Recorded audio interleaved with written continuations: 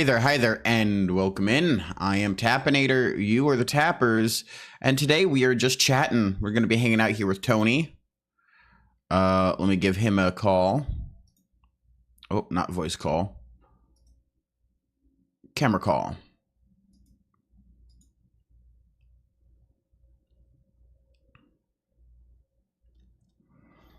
How are you doing today? I don't like this. Hello. Hello, Jonah. Hello, it's me. Why is my camera not on? I know I see a couple boxes. I can't see myself either, though. Yeah, I can't see you either. Oh, Classic. Interesting. well, All right. Let's try this again. Hmm. Okay. Jonah, you're always just spinning boxes. It's always a thing whenever we're getting started. Always. Bu- bu- bu- bu- bu- bu- bu- bu- All right. Let's try this again. Join video call.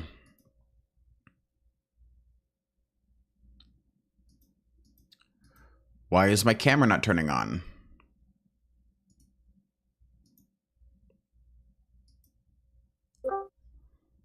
All right. Is this working? No, not yet. My camera's back. Your camera is back. Amazing. There's That's a Jonah. that's missing half link. the battle. Yeah. You got this. I'll figure it out eventually. Dude, have you seen all the fucking that Zelensky Trump Oh, shit? the newest bit, the newest Dude. crazy situation. That's insane. I'm not a big fan that America's going pro-Russia. That's not my favorite. Not at all. And on top of that, like it's not even just that. It's they're both talking down to Zelensky like he's a little kid. It's such bullying mentality, you know? It's like you're world leaders talk like it. Fuck. Just be civil or, communicate in an effective manner. But they will Yeah. not. Super dumb and frustrating and dumb. It's honestly hard to watch. I was trying to watch the clips on YouTube or TikTok about it, and I couldn't get through like the first couple minutes.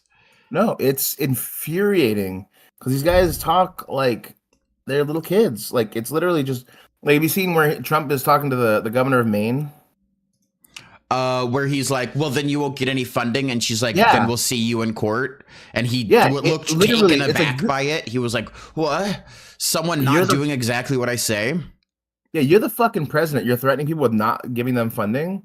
Like, it's like he's trying to start a civil war. 'Cause it's like, you're plus states. Maine's a plus state. New York's a plus state. California's a plus state. Most states that voted for him are not plus states. I mean, if they get to the point where they're just refusing to give them federal funding, like California, they might come to the point where they're like, all right, we can't just pay our taxes then. We can't give you federal funds. And if Like, you know all of what a I mean? sudden we stop paying taxes, that's the federal government. That's a What? big deal. Jonah's gone. Oh, I'm still here. Can you hear me? Oh, I can hear you now. I just unplugged my camera and plugged it back in to see if that would fix it. Uh, Turn on camera. Oh, But yeah, it's insanity. Like I said, that's Hey! Why do I it's have a Jonah. background? I don't know. It's That's beautiful, crazy. though. Are you sure it's a background? You're sure it's in the mushroom land? There we go. That's better. Oh, I missed the mushroom land. It's me. All right, I could go back. No, wild. We're living in a crazy world, man. It is. It's insanity. I don't know what is going to be the next thing to go. They announced today with was it the Department of Interior? I can't remember which one it was, but basically to get their most expensive and non-essential consultants, and it's insane. So people, there's always this kind of like haha consultants. What do they do? People don't think they do anything. Yeah, where people are like, oh, they just come in and say, make more money. Good job. Yeah. Do your best. Asinine because people don't know actually what consultants do, and there's consultants is such a broad field too, and so it's like Musk and Trump are on like, it's like they're governing based off memes. because they're like, we're bringing our consultants and we're going to find out where all this, we're overspending. So they're cutting consultants, but they're cutting. They said that they want the top 10 consultants companies they're using, and they want them, to strip the budget of them. And so basically, they're canceling these contracts with these big consulting groups. Right. Thing is like they think of them as like business, like, oh, I'll tell you how to make $1 type thing, like you just said. A lot of these consultants, though, are like consulting on like our security. And we don't need that. We don't need security consultants. That'd be terrible. They're incredibly important. What's going to happen probably is they're going to have to gut all these contracts, fire a bunch of people, and then walk it back again, like they did with the nuclear the NNMC. It's like, dude, you don't know what they're doing, and you're basing everything off of fucking what you read off Facebook. That's not how you govern. These people are very important. The fact that we have so many information sources coming through Twitter and not through like .gov email sources or like through their own like higher up chains. Yeah. And you are able to have Elon Musk be like, if you don't respond with 5 things you did this week, you're going to get fired. But it's on Twitter. If I saw that in my email, I'd be like, well, this is a phishing scam. No way am I taking part of that. A lot of people thought, and the kind of good thing that's happening right now is Elon Musk and them are being idiots. They're these consulting firms I'm talking about, like, they're not names you would probably know off the top of your head, but they're big companies, and they have a lot of Republican friends too, and they're not going to be happy getting all their shit cut. They're, like I said, this is going to become a battle of the rich versus the rich, because now you're not on the same side. Yeah, I think. Well, we're already seeing a lot of that happen with a lot of the big farms, a lot of the big agriculture, dairy farms, a lot of that stuff. A lot of them were being subsidized by DEI programs. A lot of them were millions of dollars were going to like dairy farms and corn and alfalfa and everything else just for, support with USDA, USAID, whatever that acronym is. Yeah. Yeah, and if you start fucking with the farmers, you start fucking with the big plants. That's a problem. Yeah. Farms are welfare queens. They, that's what they are. They need those subsidies, and they're important. They should be. We need them to have things, because we need to eat. It's crazy to me. Yeah. So there is this coming battle, and then also like the Department of Defense, right? Out of all the departments, all these different ones, everyone's kind of bowing down right now to what Trump wants and Elon Musk, except for the Department of Defense. Good. So what's happening? We had another email this morning with ours. The Department of Defense apparently, like, someone went and talked to one of our Apex programs from Doge. Confirmed now. Someone has talked to one of our whichever program it was. We don't know what state it was, wherever they were, and they're not telling us. Right. But they're basically telling them ignore it. Everybody's, I guess that's the word around now, is just ignore them. And that's the Department of Defense. That's been their stance since it started, is basically ignore them. They're not, and the Department of Defense has been the only one. Obviously, they have the biggest budget, but they're the big one. They're like, just no. We're going to come in here and do this stuff, and they say no, wrong. And so they're calling their bluff. Yeah.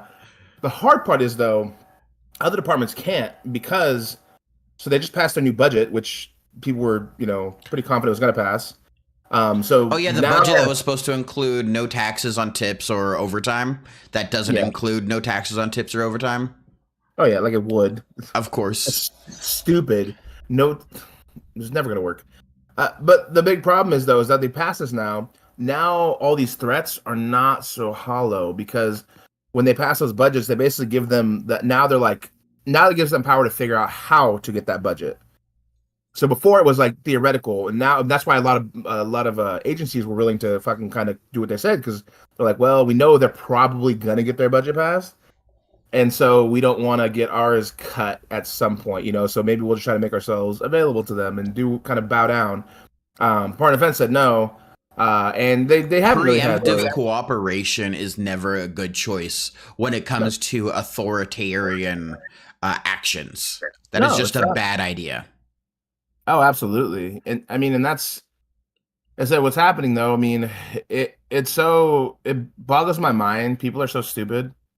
They're talking like it's everyone, people I know, they're like, oh, well, see, look at Musk is cutting all these jobs and saving us a bunch of money. I'm like, even if you believe that, even if you believe these people were doing nothing and it was good to cut their jobs, it's not going to us.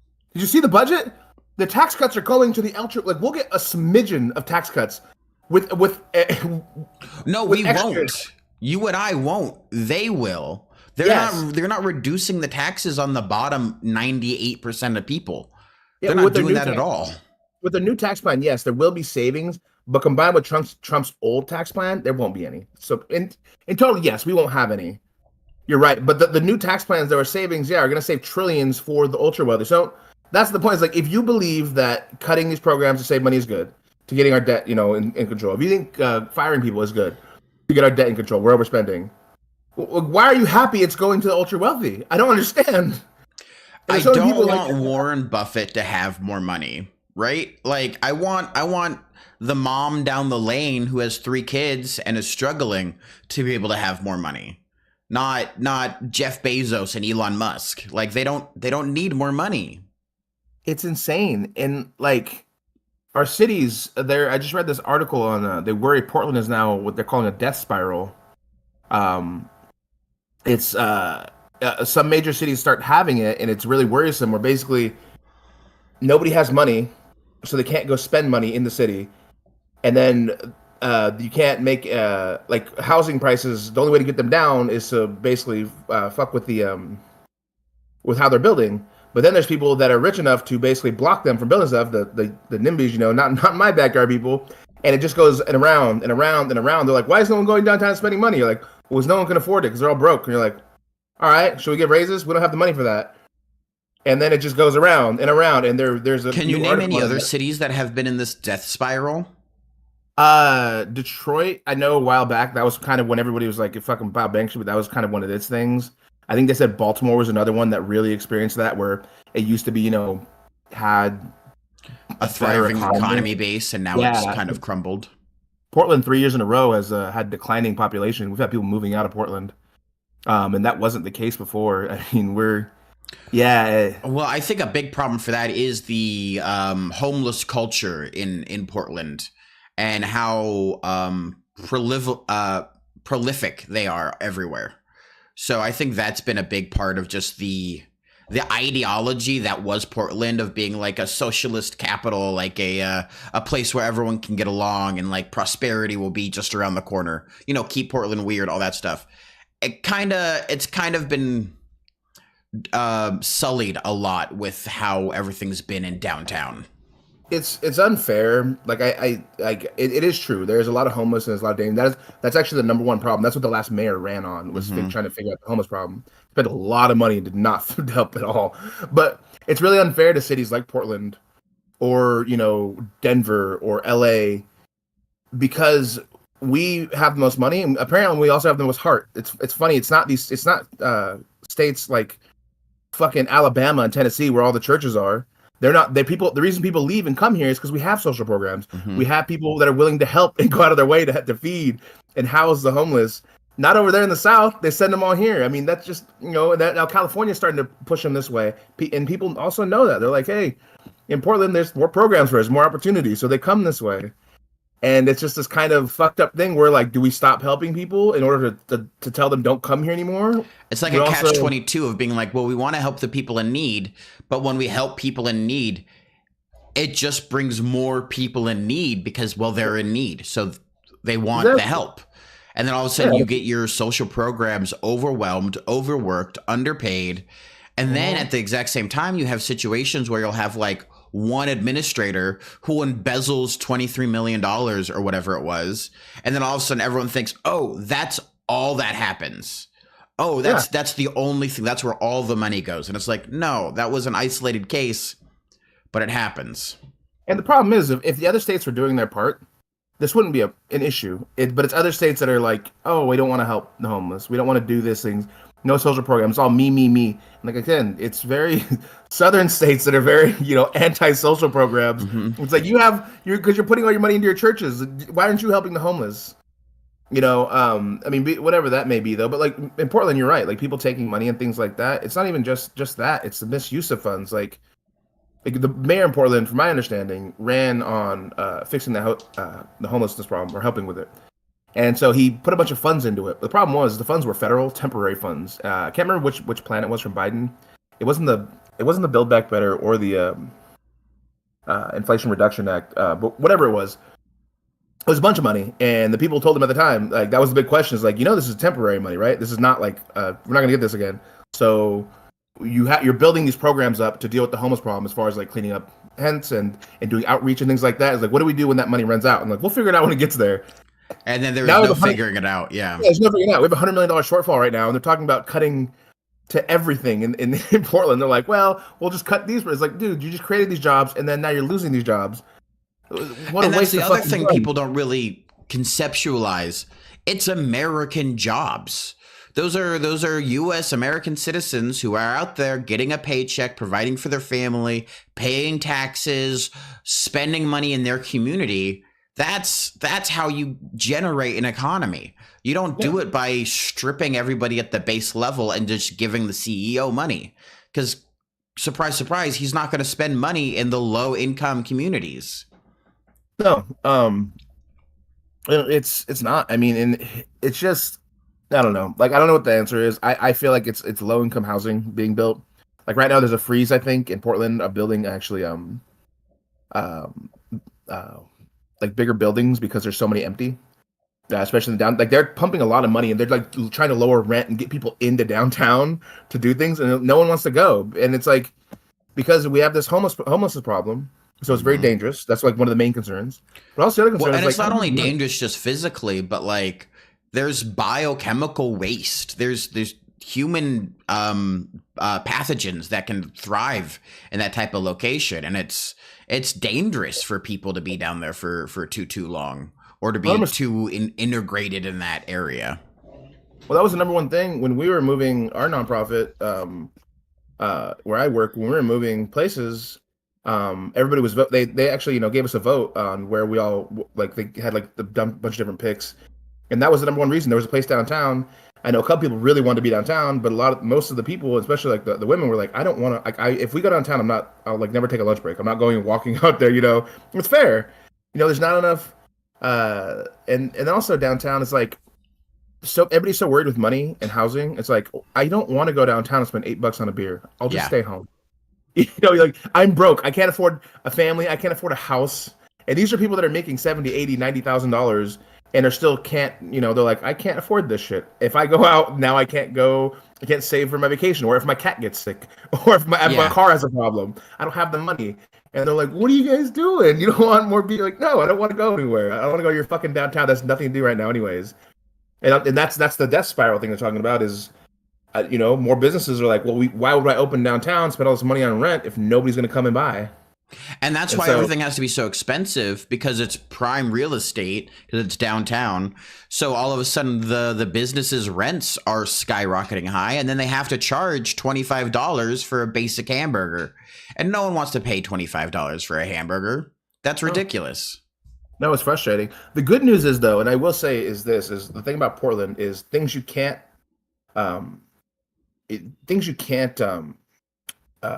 trade is one, the view. Portland will never not be in a beautiful area compared to like well, it's right on the river, so exactly, yeah. And how close you are to stuff. So compared to like cities like Detroit, I don't think they have much, like as far as like they're not really known for their wildlife and things like that out there. They were more built as a central place, and same thing with Baltimore, I think. Whereas Portland will always have that. So you'll always have people wanting to come and see, the great Pacific Northwest. And they're like, you can go to Seattle, or Portland's a bit cheaper. Not as good, probably, but cheaper.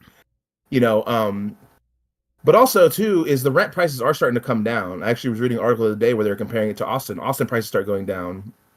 And now they're investing a lot of money into trying to build more homes, actually, at right now. And so I guess we'll see if that works. It worked in Austin. Like, Austin, the people, it was really cool. All the companies that owned all the real estate there were freaking out because they were losing all their money. But then the people were like, fuck yeah, I can afford to live here now. Also, you brought that up. I'm so annoyed. I'm so kind of furious that now they're talking about ending property tax now that the majority of homes are owned by companies. Isn't that combination crazy? I love that they fucking hate us so much. I don't understand. Just pay your fucking money. I hate taxes. I see them come out of my check.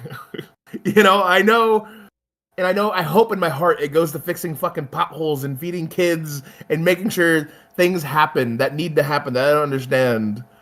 That's insanity. I didn't hear that. No, but I mean, it makes sense. Why Yeah, wouldn't they? they've already started floating that idea. They were floating it a couple months ago, and now it's being brought up again. I think some congressman is talking about writing an initiative to be like, oh, property taxes against the American people. And then somebody's like, wait a second. Aren't the vast majority of homes now owned by large conglomerates? So isn't that just against them now? Yeah, I mean, but not only that though. You're only helping the rich. Even if they're not conglomerates, people that have money are inherently richer than the people that don't. And you're like, dude, we need to get the people that don't have homes into homes, because owning a home is a base. That's like the best way for the average person to build themselves out of poverty. And you're like, okay, where do we make up those excess taxes now if we're not? It's like it's got to come from somewhere. It sure as shit ain't come from the billionaires. That's apparently not. Apparently they're getting another $4 trillion tax cut. Yeah, that's what we were talking about. Yeah, that's insanity to me. And I just don't I'm so frustrated by it, because these things like people are crazy, right? Like they don't understand that like you see all these people talking about, oh, I don't care if Medicaid gets cut, right? Because first of all they said, I can't remember which department heads Medicaid, but they were like, well, you got to cut $880 billion. And they're like, we don't want it to affect the Medicaid. And they're like, there's no fucking way $880 billion over the next 10 years, and you want it to not affect Medicaid. Most of our budget is Medicaid, so it's going to affect it. And then people are all these people, these dumb people are like, well, I don't care. I don't have Medicaid. It's like, no, you have Sooner Care. You know what Sooner Care is? It's Medicaid. They just said that every state has their own kind of name for it. It's a joint state and federal program. That's why Oregon has OHP, Oregon Health Plan, but it's still Medicaid. Yeah, exactly. It's like just because they renamed it doesn't mean you don't use it. You fucking morons. Well, that's the thing. I don't know if they're morons. I just think that they're not educated. They're not like integrated in how to read the legalese of everything. They don't have anyone that sits them through and goes, "This is what that means." I'm getting frustrated. And I shouldn't call people morons. I hate it, but I get more and more frustrated because people will say things with confidence. And it's not only that saying, like, I don't mind if you say something with confidence and you were wrong, right? Sure. But the ability to back down on it and say, oh crap, I didn't know that. We're seeing more and more though. People are like, hey, these guys are they're cutting off thousands and thousands of jobs to industries we need, to our IRS, to our postal service, to our forests, and they're making, and in their mind, instead of saying, wow, maybe we made a bad decision, maybe this guy shouldn't do this, he's telling people like, well, what about the Keystone Pipeline, huh? No one said anything. It's like, what the fuck? The Keystone Pipeline, but it's theoretical 10,000 jobs that were never actually created. Well, and now they're talking about revitalizing the Keystone Pipeline, going straight through the tribal lands and being they don't have a claim to it. And it's like, there'll be a lot of people going to jail because they will protest it hard up in Canada and down to the Dakotas. Yeah. I mean, depending on which route they take, but yeah, you'll have tribes protesting. They did last time. I mean, you're going through their lands, and you're poisoning areas that some people are, like some of them are very sacred areas, but also some of it is very still needed for their water and stuff like that. Like, have you ever been to the Dakotas and drank the water over there on the reservations? Mm-hmm. It's fucking horrible. It is known. Cancer rates are sky high there. They've never actually done a study to see if there's something between that. But over there, like, I mean, it's hard to trust the government with stuff like that. And they say, oh, well, it's not going to... Well, to be clear, you should never trust the government. But I know what you're saying. Yeah. It's this whole thing. It's also the way they're doing it is it's from the tar pits, and it's so much worse for our environment. That was the main reason it actually got shut down by Biden, was because of that. It wasn't, I don't think he actually cared about the tribes. He didn't really mention them. But the main thing was with the tar pits is because the way they extract the oil up in Canada is super harmful. And so we're like, maybe let's not do that. Let's, if we can find another way, we'll do it that way. But this current administration doesn't care about ecology. It doesn't care about the trees and the flowers and the bees. It doesn't care about fresh water for you or me. All it cares is about the number in the bank account to go up. That's the only motivating factor that there is. Which is, it's just insanity to think that way. Because I am like, and I think maybe it's good that I don't think this way and you don't think this way. Because like, I'm good with like a set amount of money, right? Mm-hmm. I don't need like a bunch of shit. I'm happy with like my little place. You know what I mean? Hey, do I get to play video games? Can I take a vacation every now and again? Can I go and buy my friends gifts? You know, and if an emergency happens, can I handle that? And it's like those. I don't want a fucking super yacht. I don't need one. You know what I mean? I don't need to go to space. Like that's not like that'd be cool, sure, but I don't need to ruin people's lives to get those things. I'd rather just not have them. Right. You know, I mean, that's how I think the vast majority of people are. And then there are a select few who are either born into it, and culturally it's important that you have everything you could possibly have, or they are driven with what we're calling nowadays pure ambition. And so you don't care if you hurt people around you, as long as the number in the bank account goes up. My fear though or is you that gain power of some type. Yeah. yeah. Well, my fear though is that we're getting less and less like that. And I think Americans in general are getting more individualistic, especially on the other side, right? Because these guys they simp so hard for billionaires, right? So I used to think that most people were good and they want to do good things, but the more and more you see people voting for people that are posing with Nazis and people that are bullying special The needs people. Nazis. You know, these people, they know, like, we know what all the things this man has done, right? Trump has been in office. We know the things he's done. We know the people he's associated with. We, being associated with Epstein, being his friend, lying about not knowing who he was, having pictures with him and living right next to him and Ghislaine Maxwell. We know what this guy is, and people still voted for him because he's a power guy, right? He's a big tough guy. He's a billionaire. And these guys and all these people are fantasizing about the day they become a billionaire. It's like, why would you want to be a billionaire? First of all, it sounds like a lot of fucking work and a lot of evil to get there. But second of all, it's like you're so okay. You're obsessed with these billionaires so much. You think like you're okay with them? This guy raping people? You're okay with him? Them trafficking. I can't confirm that he trafficked women, but he was around a lot of people that did. I tell you this much: if I found out some of my friends were trafficking women, I wouldn't be their friend anymore, and I wouldn't say I wish them well. I'd say they fucking suck. I hate them. I hope they burn. Call the FBI. Get them today. Preferably. Yeah, exactly. Yeah. I'll testify against them. Fuck those fools. You know what I mean? So it's But that's the difference between somebody with a moral compass, somebody who can, know somebody, say one of your friends you've had for years, and then you learn that they're doing atrocities and or evil. You will turn around and go like, well, shit, I guess I have to, turn my friend in because they're doing bad things. Yeah. They, on the other hand, go, can I make my bank account go higher? Will that change what's happening for me? No? Well, whatever. If I found out you were a cannibal tomorrow, Jonah, and you were eating people, I would have to turn you in. I would say. It's fair. No, it's reasonable. I'm like, you know what? Damn it. You're like, I liked him too. He had good points. No. He was such a nice guy. I love talking to this guy. What are you gonna do? He's a cannibal. You know what I mean? Yeah, I mean that's how you should be. That you should be able to change your opinion based on new facts. Absolutely. And so much of our ideology. So I think a big part of it is it's a very cult-like mentality. The whole culture around Trump is that he is idolized as a messiah, basically. At this point, I think that's a good way to describe him. And the problem with cults is that to suffer is to show loyalty. So the more you're suffering in whatever situation you're in, the more loyal you're showing yourself to be to the great leader, to the chairman of whatever is going on. That's how these cults become so isolated. And they use special words, and they have for their own dictation. And then they try to separate themselves from anyone who has intellectual ideologies, anyone who likes to break down situations into logic and find common ground between other people who like to unite communities, unless you are in the top echelon of whatever the cult system is. And I think that's a big part of it, is the worse and worse and worse things are getting, the more people are going to be like, see, I'm okay with it. I'm loyal. I'm one of the good ones. They're complaining. They're the bad ones. And it's that I can suffer through it longer than you can mentality. It is these guys, because in this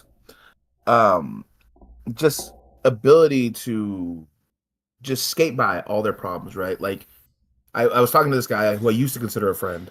He's a lawyer now, very, very big Trump guy. I was talking to him on Facebook, and he's commented this thing. We're going back and forth. But he was like, all pro, like, oh, I'm glad, Elon Musk is finally getting everything in order. And my simple question was like, why is Elon Musk fit for that job, and why do you trust him so much to do that, to cut our funding here and there? What he's like, well, he's smarter than me, and I'm like, okay, cool, Is he? He's smarter than me. Yeah, I'm like, and that's he's like, I'm like, all right, that's what I was like, it's not that hard to be smarter than me, I'm not that smart of a fucking guy, but I tell you this much, there are a lot of people smarter than him in subjects. Maybe he's a good businessman, maybe you're right, maybe he is Tony fucking Stark, but I guarantee you he doesn't know everything there is to know about taxes, or how their how the IRS operates and how many people they need. Guarantee he doesn't know about our Apex programs and doesn't know how they operate. Guarantee he doesn't know about anything about these Medicaid programs and how they actually need to operate. And so you're telling me, instead of going to subject matter experts and letting them decide where our cuts can be made, because that's what Bill Clinton did, because he did the same thing with the DoD. He made big cuts, but he did it over 6 months, and he let committees within the departments decide. Whereas Elon Musk is saying, gone. It's like, who the fuck do you think you are? And why do people think this billionaire has our best interests at heart? I don't understand where the confidence comes from. Because they're like, well, you guys got, they talk about Bill Gates and what's the other guy's name? Everyone's always, Jeff Bezos? Not Bezos. There's the other, I don't remember. There's a billionaire everyone thinks the New York billionaire everyone thinks is evil. Warren Buffett? Billy Madoff, any billionaire is kind of evil. Yeah. So you Democrats like those. And I was like, I hate them all. I want that to be very clear. I don't care if Bill Gates was doing the same thing. I would say the same shit. No, stop, please. Which honestly, there's a lot of things Bill Gates has done. Look at all the work he did in Africa. Terrible. He was doing chemical castration on thousands of people, on almost millions of people. Yeah. Oh, yeah. He's also a very bad guy. But regardless, having an individual making sweeping changes for a nation is not what our democracy was built on. No. Our democracy is not built on one person making choices. Our democracy is committee after committee after committee coming up to an agreement, concessions, coalitions, trying to come up with the best solution that can be feasible. That's not what's happening. No. And the other thing, too, is people hate bureaucracy. And people think the government is, like, we've convinced ourselves now, the government's evil, government's evil, government's evil. It's the same thing as people, I don't know if it's still true, but I know back in there, everyone's like, all these mechanics are trying to rip you off.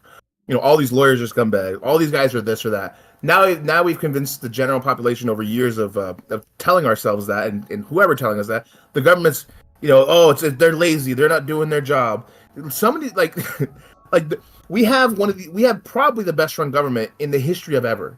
Yeah. Like, people can talk shit about us, and yeah, we have lots of problems. Sure, there's lots of corruption, lots of things here, but we have the best logistics in the world. We pivot the best, whether it comes to our military or feeding people. When it comes to giving out vaccines, we're the best, baby. We have everything. We have things everywhere. We have systems in place for everything. And people bitching about it. It's like, why we're so powerful? It's not just our war machine. U.S. aid is such good outreach. It gives us such good faith in a lot of countries. It gives us touch. And now we know where things are coming, if diseases are coming, because we're out there. And communication and logistics is what the world is built on. Everything else is secondary.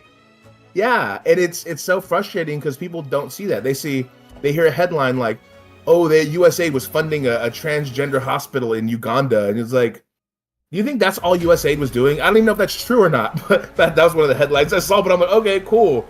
If they were, again, I don't know. I'm sure there was some sort of point to it, but if that was a misuse of funds, USAID's been one of the best programs in the history of America. I fully agree. I don't really want $30 million going to Sesame Street for Saudi Arabia. That seems silly and confusing to me. However, if that's how you get American ideologies, is that's how you get the understanding of freedom or the understanding of literacy for the people, that's a good thing. That means that is working. That means we're projecting our sense of right and wrong. That means we're showing the world what we believe to be our values and the values we think other people should have. Those are the type of actions that we need to take to be a power on the world stage. We can't just sit there with a big stick and say, do what I want. That's not how governance works. No. people need to know we can also help. There's also a carrot. It can't all be stick. Yeah, and it's so it's just so many people. Like I said, the hard part for me is that we have so many people voting, and they're voting with confidence on things they don't understand, and they're voting on top of that with hatred in their heart. Right? Well, they don't want to say it. Okay, I feel like if we start going down the path of like who should vote and who shouldn't vote, it's a very slippery slope. That's not a good choice. I want to make that very clear. I'm not saying that at all. My problem is it's up to the individual to educate themselves and to the system itself to make sure we're all educated and that we can make those kind of decisions. Because right now, people are fucking believing memes, including our politicians. They're seeing memes like, "Did you see that?" And you're like, "What the fuck?" Somebody posted that somewhere with no. There's no fact checking on this. Your grandma said, "Don't believe everything you see on the internet," and then all of a sudden, all these 80-year-olds in Congress and the Senate see a Shrek meme, and they're like, "This is ISIS," and it's like, "What? Yeah. What Yeah. are you talking It's about?" embarrassing. Yeah, It is. Well, remember when there was the whole TikTok things like, "Are you from China?" "No, I'm Singaporean." Or, "Well, are you connected with China?" "No, I'm from Singapore. We're not in great relations with China." And it's just like, they don't have a good concept of how the internet functions. No, they don't, and it's insanity. They don't have a good concept about many things. So do you know now why? I was actually talking to this guy the other day. He's actually worked like done DoD contracts and used to work for Microsoft and all these things, And everybody's trying to implement AI right now, right? Everybody wants AI. It's a big golden ticket. And he is like, his thing is like, he won't personally do it with his company. Like he owns his business now, and he's like, "I can't do it because I'm telling my clients." Because this includes government clients. He's like, "We don't know which AI system will be around. You don't want to be the first, because we don't know in 5 years, 10 years who's going to still be here, who's still going to be like. You don't want to build your whole structure around something that won't be there, and we also don't know the safety features of it. We don't know. It usually takes a couple years to figure out who's got access to what. These guys want to feed everything into an AI and let it do things because it's faster." It's like, yeah, but we won't know for 2, 3, maybe 4 or 5 years. Did China or Russia or whoever have all the access to all of that? And he's like, so, you have people who are experts in this, have been doing this for decades, saying, "Don't do it." And then politicians are like, "Why aren't we just using AI?" Like, please don't do that. Please and stop. I didn't know that. Yeah. Talk to this guy. And so I mean, talk to your subject matter experts. They'll tell you why. Well, I think a good quote to kind of think of here is that safety and efficiency almost never go well together. Something is very rarely super safe and super efficient. Safety is all about slowing things down so that nothing bad happens. And efficiency is all about going as fast as possible. So those things are never married to each other. And I think it's way more important for us to err on the side of safety than it is for us to err on the side of efficiency, especially when we don't even know what system will be efficient in the long run. Yeah. I mean, it's not just with that. What are they, they're trying to cut funding for like the EPA and things like that. And, Yep. Well, they already have cut a lot of funding for the EPA. Yeah, I mean, forestry services, I think it's Yosemite, is down to 3 forest rangers for the entire national park. Yellowstone is at like 10 forest rangers for all of Yellowstone. That's horrible. Yeah, I'm worried. I don't know, and I'm assuming the fire budget will be there, you hope, right, for wildfires. But they're cutting budgets into the Department of Interior and what's the other one? Bureau of Land Management. Bureau of Land Management, yes. Those are the 2 big ones that pay for firefighting services. Because most states run out of budgets very quickly if they have wildfires. So they need federal funds in there. And you want to cut these budgets? We just saw what happened last year at the LA fires. It's like we saw the year before. And they're going to happen again. Yeah, every year we have a state that's burning. The year that Oregon burns a lot. Yeah, and so now they're like, "Oh, well, we'll just not have the money here." And it's like, okay, how do we pay our firefighters to get out there? They want to start using prison labor and other things. Like, you can use them, but they're not going to be as effective and safe and as efficient as these professionals have been doing it 20, 30 years. People whose whole profession is this. Yeah, do we want our hotshots in there? Do you want your ex-military guys? Do you want guys who've been training crews for 20 years? Or do we want, last year they had fucking 17-year-olds out there. I don't know if they were that young, but they looked really young. The guys that were in the prison programs, they're like, yeah, we're getting some experience, not getting paid, but it's like, what the fuck? Yeah. Maybe let's not have them as our sole, Well, and that's another thing we can talk about as well, illegalizing homelessness and then ramping up our industrial prison system. Like the combo of that is just, how do you get slavery with extra steps? It's very, very close together. It's crazy how many horrors there are in the U.S. today, because that is a whole nother fucking huge, like, the prison industrial complex is so crazy to me that we privatize these prisons. Some things shouldn't be privatized, and prison is one of those. Healthcare is one of those, because then people want to make Education is one of those. Education is one of those, because when you do that, they want to make money off them. They're like, well, how do we make more money? We need more product. What's our product? There's fucking prisoners. Why would they not lobby to make people easier to fucking put in prison? They get more money. No, I mean, from a business standpoint, it makes sense. You would want your prisons full all the time of preferably less than maximum violent people so that they can be good workers and that they can be compliant. And then you'd want to keep them in prison for as long as possible. That's why you had, what was it? Louisiana, Tennessee, Alabama. One of them was like, I hate this. They're releasing all the good prisoners and we're just keeping all the violent ones. Like, who's gonna go clean the governor's trash bags or whatever it was? We can't have the ones who go do murders do that. But the people who like sell dope or the people who are like in charge, in prison for petty theft, they're compliant. They work. They're good workers. And he was going on a whole tirade about how they're getting rid of the good prisoners for good behavior.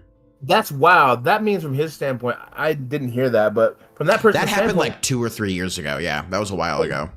That means from that person's standpoint, these were already slaves. Yeah. It's like his first thought was, you're letting my slaves go, instead of, hey, we should hire somebody to clean the governor's bathroom, right? Like, oh yeah, we should do that. Instead of like, let's imprison somebody, force them to do it, not pay them, and if they don't, we can throw them in fucking solitary. Whoa, they're getting paid like 25 cents an hour, so pretty good. My bad. 25 cents for a whole day. They might be able to get a top ramen at the end of it. It was a little treat for them. Yeah, it is. There's a lot of bad stuff. I mean, like I'm really worried right now. Like the reservations, IHS, Medicaid, Indian Health Services. Yeah, Indian Health Services. Yeah, you got it. I just read an article. I don't know, it's 100% true, but it was from I can't remember which organization, but it's represented by a bunch of tribes, and they estimated it makes up like I think 30 to 45% of their the budget for IHS is made up by Medicaid, because a lot of the elders go there, because Medicaid is for all people with disabilities in certain cases, things like that, or if you're dying in certain cases, and so for our elders, it's like if you take away those Medicaid funds from these IHSs, they don't have a lot of options. And right. That's a lot of funding that goes to these. It's like, well, then we can't afford to hire doctors. You can't afford to pay things. You can't buy things. Same thing with the VA, right? They froze a lot of the VA cards. Pretty much all of the procurement credit cards from the VA was set to a max of $1. So nothing. They were turned off, basically. Exactly. And that's medical transport. That is per diem. That is new medical supplies, depending on what's going on. That is like actively affecting individual people's lives. And think of the cruelty of that is VA, especially with the medical cards, going to pick up, like, those are our veterans are going to pick up to do things, to bring them to appointments. So you're affecting our most some of our most sensitive people, our elders on the reservation, our veterans, our older veterans that are injured that need to get there, and you're saying fuck them. You're like, you're like, saying what? Too expensive, get them out of here. Yeah. If you want to cut someone's healthcare, cut mine. I'll be fine for a couple more years, whatever. Just build one less F-35. That covers the VA. Like just do one less high yield ICBM level submarine. Like that's billions of dollars right there. It's not even that. Like, I'm okay with them building our fucking death machines, but just tax our billionaires. Just tax the billionaire. If you would tax them, I don't give a fuck. Tax them properly. All of our problems are solved with well-up economics instead of trickle-down economics. 100%. If you legitimately, if they legitimately tax the billionaires, and people are like, and I hate that. It's another thing, right? That argument for so long. And this is, I can't understand. I really don't understand people where they're like, what would they even do with the money? We have so much corruption in government. It's like, I don't know, but I'd like to find out. I mean, maybe the governors and all of them and the politicians would take the money and run with it. But, we'd also have a really good budget. We could do things. Now, they could... I do fully support putting the entire government budget on the blockchain so that every cent can be accounted for. I do feel like government funds should be able to be transparent for the people. Don't get me wrong. I understand that there are some situations where you need black sites, where you need off current monies, and I understand some stuff like that. But if you have the vast majority of, like, say, all non-DoD spending is on the blockchain, boy, you're going to find a lot of money sitting where it shouldn't sit. And I think that's exactly what people are thinking about this whole Doge thing. But I think if it's all tracked, which Doge could implement, and I think people would be happy with that, and I think that'd be something that would be good. I think if they implement all the money being tracked on a blockchain, so it's open source for people to see, that would relieve so much of the internalized doubt that people have for the government. Because they're like, where's my money going? And you could be like, here's my tax code. Where did my money get distributed to? It would be such a simple solution. Well, the other part, too, is like, I think that you're right. That could be better. I don't know exactly how the blockchain would work with that. I don't know enough about it, but... A quick explanation is it's like a jigsaw puzzle, and every new cent that gets added to it is another jigsaw piece that it can only fit in one place. So it can't be corrupted. It can't be changed, basically. So when a penny gets put in, that jigsaw piece is locked, and then it can be moved where it needs to be moved, but it will always be the same piece. So you could just look it up. Okay. Well, be that as it may, like right now, but people wonder where their money goes. You can go on USAspending.gov right now and see where a lot of your money is being spent. Yeah. And what it's doing. You can go see what companies are winning these awards, these contracts. A lot. It's public information. Mm-hmm. You're right. There's some stuff that's not, but most of this is. You can go look at the stuff. You can go talk. You can go ask for the information from the people. So, but my issue though with like billionaires not paying them their fair share is so like we have the IBR project right now, right? In Portland is the big one, the Interstate Bridge Restoration. I think it was a decade ago they found that most of our bridges were like, dude, these are in dire need. Like who was it? Is it the Marine Corps? It's one of the military foots out here, but near in Washington. If there is even a threat of an earthquake, even a threat, the main bridge that connects Oregon and Washington, going Portland Tacoma, they'll shut the bridge down because one person described it as matchsticks in fucking Jello. Oh no! I will never tell Katie that because she already hates going over that bridge. Yeah, they're like it needs restoration, like, and that's what it is. It's a $300 million project right now for that bridge restoration. That's not that much. It's not that much. It really isn't. $300 million, yeah. When we have trillions of debt, 300 million is not that much. Nothing. Here's the thing, though, right?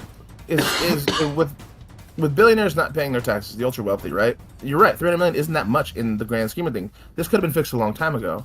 Now nothing's happened, but what if something did happen?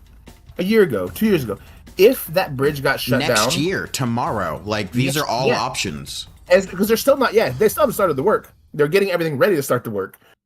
And that's if funding doesn't get cut. They're worried funding might get cut for that. And they're like, it needs to happen. But the bigger issue with that is one is the safety, but also if that bridge has to get shut down, there's a threat of an earthquake, which is very rare in this area. But if there is, and they have to shut that bridge down, or the bridge does get fucked up for some reason, commerce up the I-5 corridor would fucking stop. Just destroy. Yes. Tacoma to Seattle to Portland. Yeah, we have our ports, but that bridge is so important to both states. And they're like, all right, we need to get this. This bridge needs to be here. It would kill Portland and Tacoma. And what would be the next route around? Would they have to go through the Cascades and up and around that way? Because there's got to be more bridges up the not the Columbia River, Knife River. What river is that? I don't remember. It's one of them. Yeah. One of them, but it would be such a long loop around. Yes. Yeah, it would be millions. Yes, probably they would a day in transport. Yeah, they'd be losing a lot of money per day that it wouldn't even.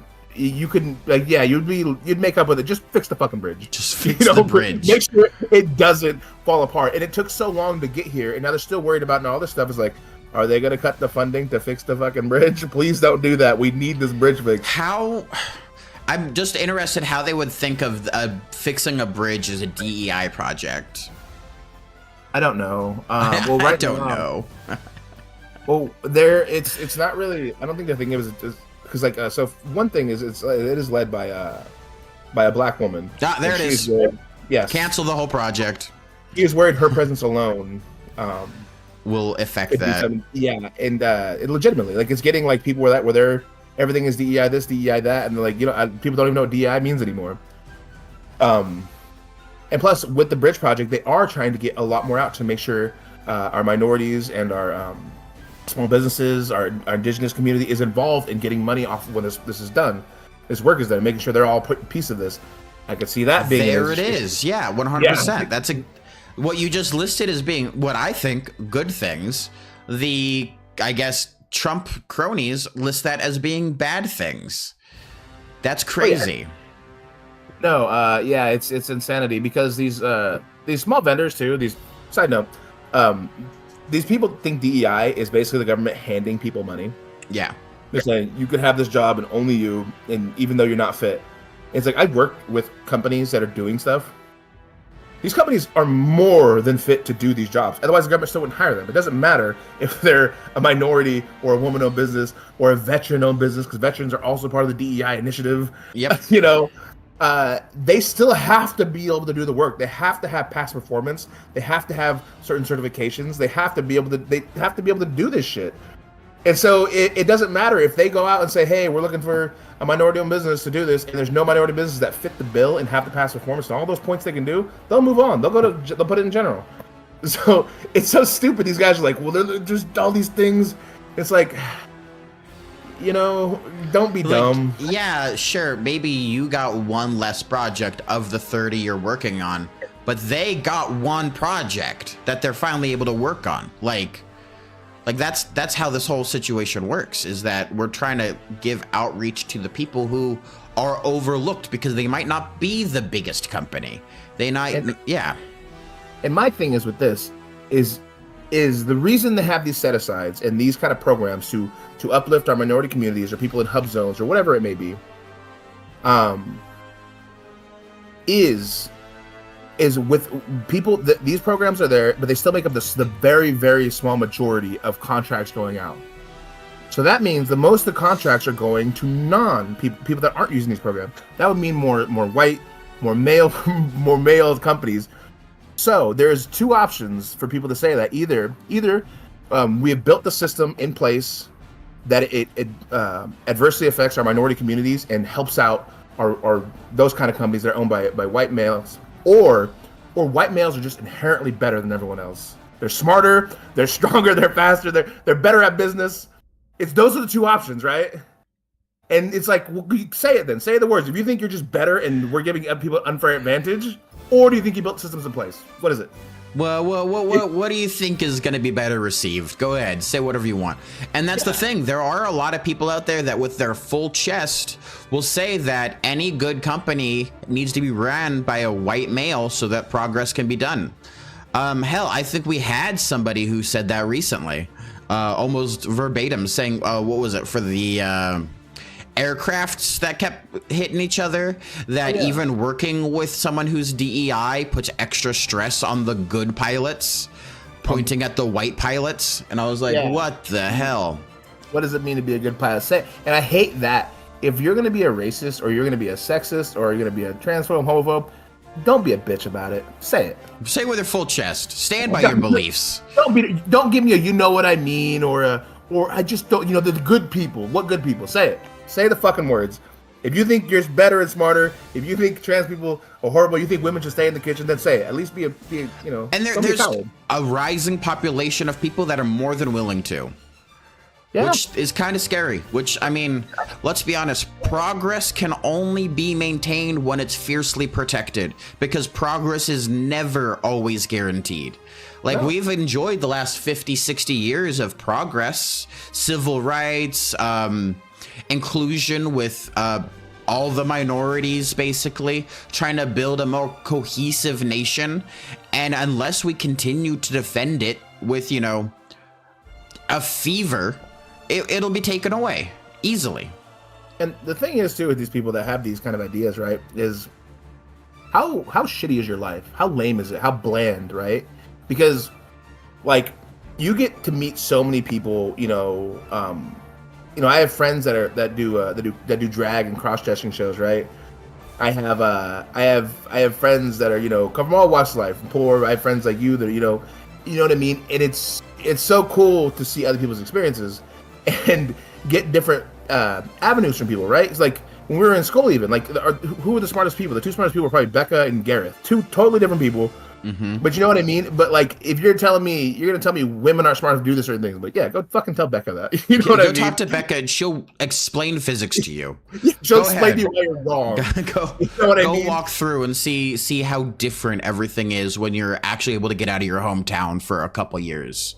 Exactly. These people are, you know, they're so different, and you're saying these guys can't do this. And the other part of it too is it's, I think we talked about this before, is the same thing. It's the reason why the NBA has started scouting in every country around the world. They found Jokic in Serbia. You know, this guy who didn't look like he was built to play in the NBA is now probably the best player on the planet. That's the same thing we're doing here. Is like, if you don't go to these communities and these DEI stuff, we're leaving talent on the table, you know? We need these people. We need the best physicists, and they might not be from the white neighborhoods. You know, we need these people. It might not be a man. Becca could be the fucking future scientist of the world, best scientist of the world. We don't know it if you don't let her fucking play the game. Yeah, if you don't let her explore and see and, you know, walk into the room to be like, actually, I have an idea. Let's see if that'll work. And that's the thing with science, especially the scientific community. It's all about solving the problem, regardless of how it's done. You have a problem, you have a situation, you have a theory, and you test it until you find a solution. And guess what? You might find a solution and then 10 years later be like, ha, wrong. Let's test it again. Oh, we have a new solution. And then people are like, scientists are dumb. I'm like, no. That's how science works. That's why we have TVs. That's why we are able to stream on Discord. It's because of those type of situations. And it's not even just that, too. On top of that, as well, as far as explaining subjects to other people, right? Remember when we were in physics, sometimes I was better at explaining stuff, and you were better at explaining stuff than say someone like Gareth was or Eric. But because they were too smart. You know, they didn't. So they were using all these terms, and I always had what I call dumb guy physics, because it took me so long to get it. I had to be like, fuck, I got to break this down. You're like, all right, the balloon goes up when it's in water because the pressure. Yeah, they were using symbols and math. I'm over here with balloons and like, all right, we can do this. You're like, all right, I start with A equals A. Now what? Just stressing, sweating. But then when I go to explain it to people that also don't understand it the way Eric does, they're like, oh. And the same with communities. It's not even just that. Like we talked about the Cholo nurses, how they're people who look like them. Yeah, they take in information better from people that explain it to them. They know them, you know. And so that's the same thing with academics. If we have more gay representation and women representation, you know, all those things. Well, because people feel more comfortable talking with somebody who is like them. It's tribal. It's very much like, oh, you're like me. We can communicate easier than, say, like, if you have a drag queen coming through and all you have is Chip Clark, conservative businessman looker, who's like, this is exactly what you have to do. There's a disparity in communication style. 100%, yeah. And like I said, and just on top of it, it's just the spice of life, man. There's so many people. There are gonna be assholes in every group. They're also gonna be really good people in every group, and they all deserve to be represented and because it's like, you know, people talk about like these safe spaces, right? Like, oh, these snowflakes need safe spaces. We all need safe spaces. Everyone does. That's why you go to the racist bar. Like, you know, that's why, not you personally, but you know what I mean. That's why the Nazi goes to the racist bar. He wants to go around other races and talk talk shit about minorities. That's your safe space, bud. That's where you can be you. You know, it's just the same thing when people that Jess and Jack go to the another draft. word for my safe space is my community. Like, that's just another term trying to isolate people, for sure. I mean, that's why libraries, if they were introduced today, people would have a fucking conniption shit about it. They'd be like, a place where you can read for free? That sounds crazy. How dare you? I know. We need. Oh, sorry. I just popped in my brain. Did you hear that people are trying to start criminalize librarians giving books to people under 18 if they have any type of LGBTQ or ideologies or anything else like that, any type of sexual content or gratuitous violence or anything like that, that it could be a criminalized offense? I hate everything about that. You just said that. I hated it. I want you to know that. That's why. What's the point? Because ideas are more powerful than the individual. They hold and they will live through generations. And the best way to have ideas transferred is through books and learning. It's so frustrating to me. It's so, and I know frustrating to a lot of people that we have choices, right? That's the beauty of humanity. We all have. That's what freedom is choice. Yeah, we get choices. We have so many choices.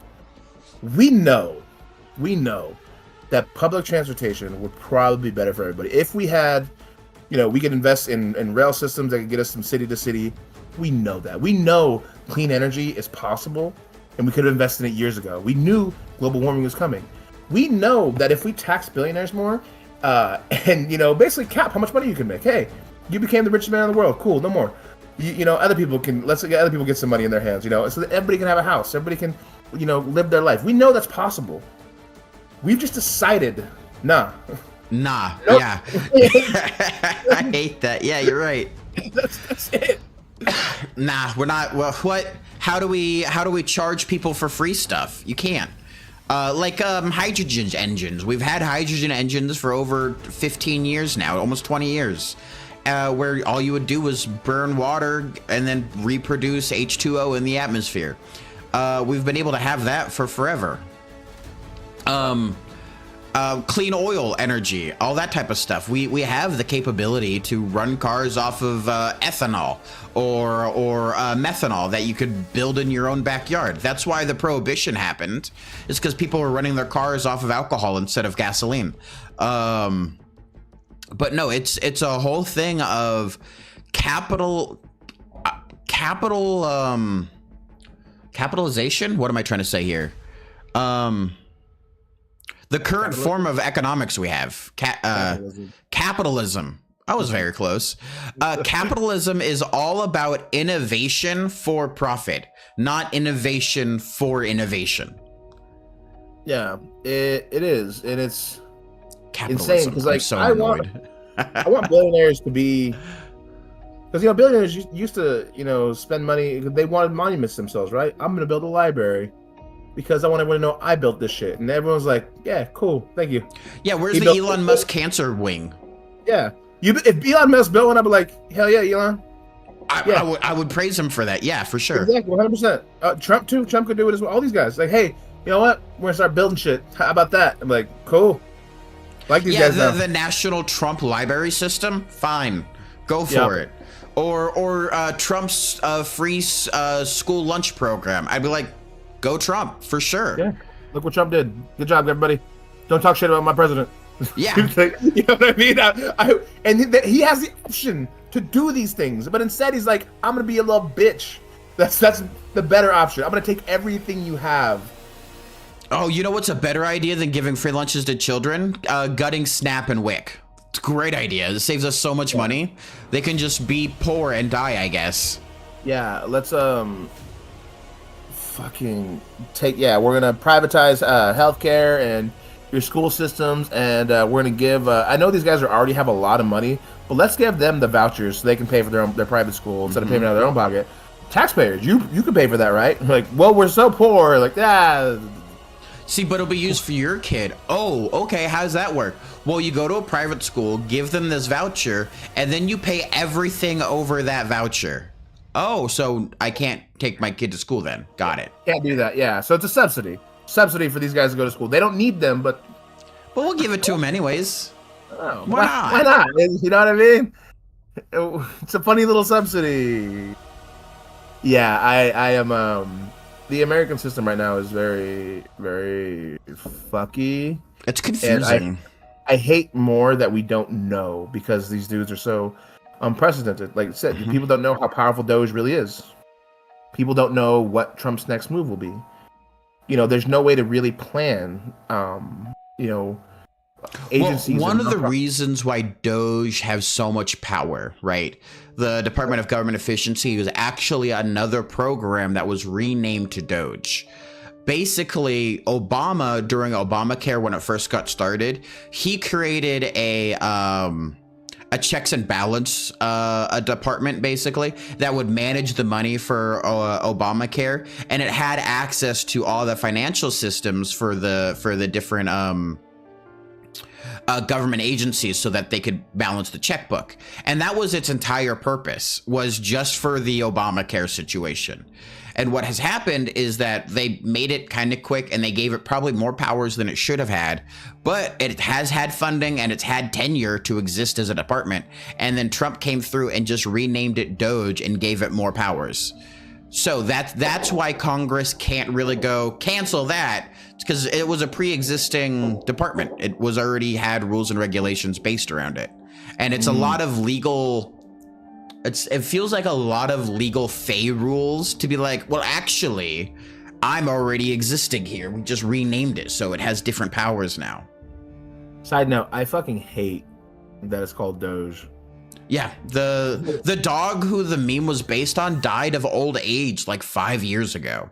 It feels we're in a fucking meme. Yeah. Government, it's crazy. To quote Elon Musk, I am become meme. Yeah, I just don't yeah, there's a lot going wrong right now, and it's you know, we're gonna see how everything shakes out, you know, as it starts coming. Well, we got a couple years to go. What, a couple years? We do, but I mean, this first round of stuff, because one of the big issues people, you know, we're not talking about enough is when people lose confidence. So, you know, if the government starts firing people and stuff like that, a lot of these guys are very educated, very important. They're basically taking government jobs instead of private sector jobs, less money, but they get better benefits, you know, whatever. More typically, the higher security for less immediate pay. Yeah, exactly, more secure. But now, if we lose that security and people lose faith in working for the government, all of a sudden, all these really talented, really intelligent people are going to say no, and they're like, "Hey, we need you back now." No, why would I go back? Why would I do that? Are you going to pay me more? Are you going to give me better benefits? Sorry, I'm working with Lockheed Martin now. I don't really need to work with you guys. Yeah. Or whatever it'll be. Exactly. We're going to lose a ton of talent. You know, and that's on top of everything else. I mean, everything is so crazy. College expenses are raising. You know, rent is raising. I look into buying a house again. I make a certain amount, like a decent amount of money. I have no children. I don't really have any debt. And buying a house is kind of out of reach for me right now. And I'm like, okay, if I can't buy a house, who can? Who's buying them? Yeah. Yeah. Who is doing it? You know what I mean? I don't make $1 million a year, but it's not. Well, that's what I think it feels like. You have to be a millionaire to be middle class. Yeah, 100%. And that's not feasible for the vast majority of individuals. I mean, hell, if you make $60,000 a year, you are in the top 1% of the planet. Yeah. Of the whole planet. And $60,000 a year in America is basically poverty rate. Is basically you're able to feed yourself, maybe a child, and hopefully you have a roof over your head, and you might have to start juggling bills. Yeah, I remember when the goal in college was to get to 50,000. Yeah. Everyone's like, man, if I make 50,000, I'll have all my problems will be solved. And now it's like, dude, if you make 50,000 right now, you better pray. You're in a situation. Yeah, because that's 50,000 before taxes. Yep. But are you okay? If you're making 50,000, I got to check on my friends. I'm like, dude. And that's not saying, like I said, I'm also not doing well. And a lot of my friends, same thing, they're making more, a little bit less, a little bit more than me. Some making a lot more than me are kind of all in the same boat. They're like, I'm not going to buy property. I'm just going to invest, I guess, or just blow it all, do whatever I want. I don't know anymore. And Like, I'm definitely not having doing, kids. honestly, I think I'm doing great for the modern person, but I have 100%. Katie, and I have the traveling nurse program, and I have chickens, and I'm growing my own food. Like, there's cost-saving situations that I'm doing here, but also, I can't just go out and have a vacation or go out and buy a new TV or whatever. Like, I'm still on a tight budget. I still have to watch my pennies. Yeah, see, like the only way, like right now, having a 2-income household is kind of necessary. That's kind of what, like, a lot of people are doing that with their families, is multi-generations in a single household. You know, buying bigger houses with multiple people. I mean, that would be my only option right now. Is the you know, give the girl that makes a similar amount of money to me and be like, all right, now we'll buy this house together. We'll marry for convenience, whatever. You know what I mean? Like, I don't need to love you. You don't need to love me. But we got a house. You know? Don't worry, there has been millions of marriages without love. Trust me, it happens. Bring terrible. home whoever you want. I don't care. I got a house. I'm playing video games. Well, that's the other thing. Like, I feel like that's honestly one of the reasons why polyamory has become like a fad recently. Is because you need 3 people to be comfortable. You need 4 people to be like, whoa, we're living a good life. So that you can just afford a mortgage and the bills and have some leftover for fun. Yeah, I really enjoy living alone. And it's great. But I have noticed the income loss, right? I'm like, well, I'm not saving as fast as I once was. I'm not being able to, you know, if I really want to set aside the money for things, I have to give up certain things.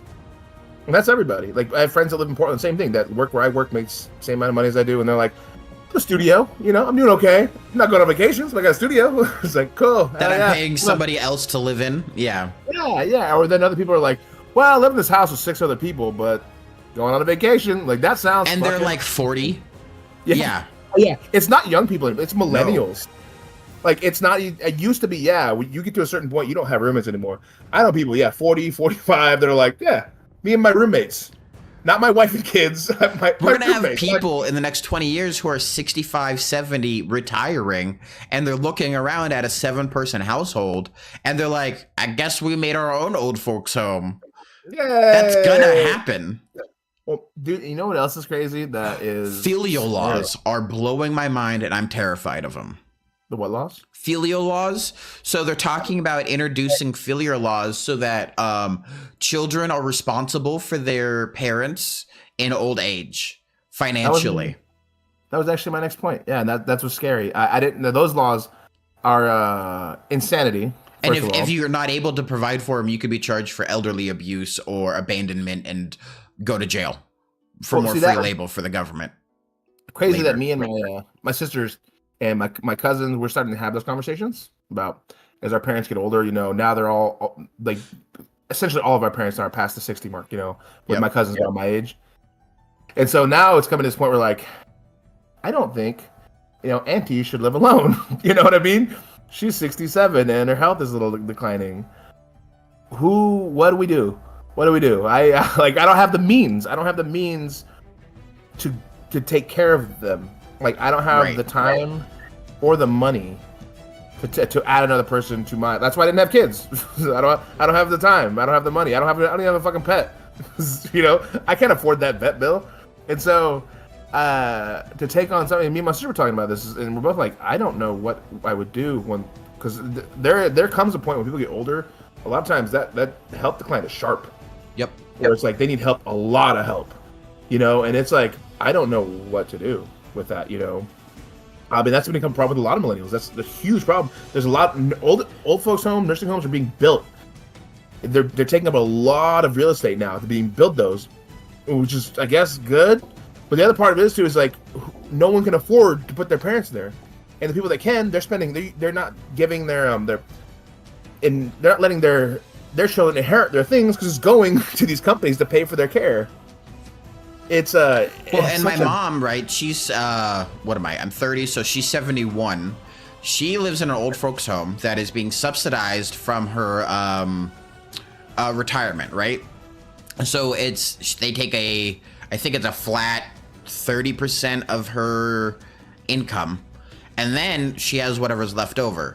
So she goes to Center 50 and gets her free salad and a soup, and then she goes over to the Croc Center and she gets the free senior go to the gym, and then she like, there's a lot of senior programs that are free, but those are just like the bare bottom, like you're scraping by situations. Those are the, oh, I have my little community of all my old lady friends, but they're also all kind of struggling and they don't really have a lot of external income for travel or fun or going out to go do a movie or going out to eat.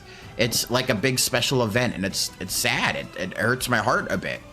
It is. It's frustrating because that's the American dream we were promised, right? You work for so long and then you get to retire and you do it. It's like, I think that's a fucked up thing anyways. People tell you save in your 20s, like in my prime, my 20s, my 30s, you know, when I should be out having fun, going to events, things like that. You tell me, save. Then you promise me this retirement. Retirement's on a fixed income. By the way, I know you saved all the time, but kind of screwed still. Like, I don't want that. And that's where I think a lot of millennial mindset is like, is this fucking whole YOLO, like, dude, whatever. Like it's such a common like joke now. It's a little real. It's like, what's your savings plan? To die. To end. Yeah. Eventually I'll die. They can't take anything more from me. and I bet you they're working on a plan for that too. Like, how do we get more money even when they're dead? Inheriting debt sounds terrifying, and I think that it's a possibility. Oh boy.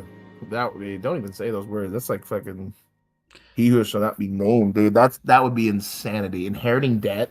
Yeah, I mean, it already happens in the form of like mortgages and other stuff like that, like physical properties that still have a lien on them. Like, if somebody inherits that, they inherit the debt that goes with it. So extrapolating that out to credit cards, lines of credit, anything else like that, I wouldn't see that as too far of a jump. It's crazy to me, and you're right. I totally could see that. I'm wondering at what point is it too far, right? Your food's too expensive. When do we revolt type of situation? Yeah. Exactly. Well, not only that, not even just revolt, but I'm talking like, when does there come a point, like we're already having stagnation, right? Because people are scared. They can't control what we're spending because we're very unpredictable, right? Like they thought at a certain point, when there were rising interest rates, they thought millennials would stop spending, but we didn't, because they're like, hey, I'm not spending on fun stuff. I'm just buying food, and it's so fucking expensive. That's all my money. And they're like, oh shit, what do? We can't control that part. So at some point, it's like, I don't have enough. Like, I'm buying beans and rice now. Like, you know, like I told you, when I used to like do a ton of lifting, my kind of staple was I'd buy steak, you know, eggs, things like that, potatoes. I'm priced out of steak. I can no longer eat like that to lift like that kind of weight. Then it was chicken. And then I'm kind of got priced out of chicken thighs and stuff like that. That got popular. Now they're expensive, and I'm like, okay, beans and eggs. Then eggs went up, and I'm like, holy shit, what? Yeah. If I want to eat that much protein to lift, I guess I'm at beans. Let's go almonds and beans. I guess I'm just slamming beans, and then all of a sudden they're gonna be expensive beans. Who knows? Oh, the poor like the beans. What if we make it fucking ornate beans, and now they're $10 a pound or something? I don't know. Yeah, dude. That sounds crazy. I know. It's okay, I guess. I don't know. I'm hoping. We have so many problems happening that's coming. I don't know how fast they're coming. I'm just hoping to, I guess, to die before it happens, honestly. Like, can we just hold this off another 30, 40 years? Come on now. Let me go before it's... Well, I am happy. I am saving a little bit of money right now. Just the other day, I looked at my bill, and I got a $94 bill from Xfinity. And usually my internet bill is $40. So that was a fucking surprise. Turns out I called them. It took me like 2 hours to get actual information. I called them, and I was on a plan to have my internet reduced, basically. And then I was like, hey, can I get that price back? And they're like, sure, we're going to take you from 800 megabytes a second down to 600 megabytes a second. And you have to pay $60.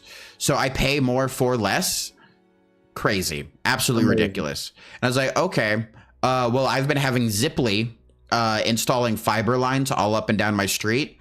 So I called them and they had somebody come out the same day. And now I have G7 fiber line going straight into my computer for $50 a month. So a little bit more expensive, but now I get a full gig. And when I was going to be like, all right, I'm going to cancel my internet, they're like, oh, you have phone lines with us. So if you do that, both of your phone lines get $50 more expensive. So I would have been paying $170 for 2 phone lines. So now I'm contacting Mint Mobile to get 2 phone lines for $25 each per month for a whole year.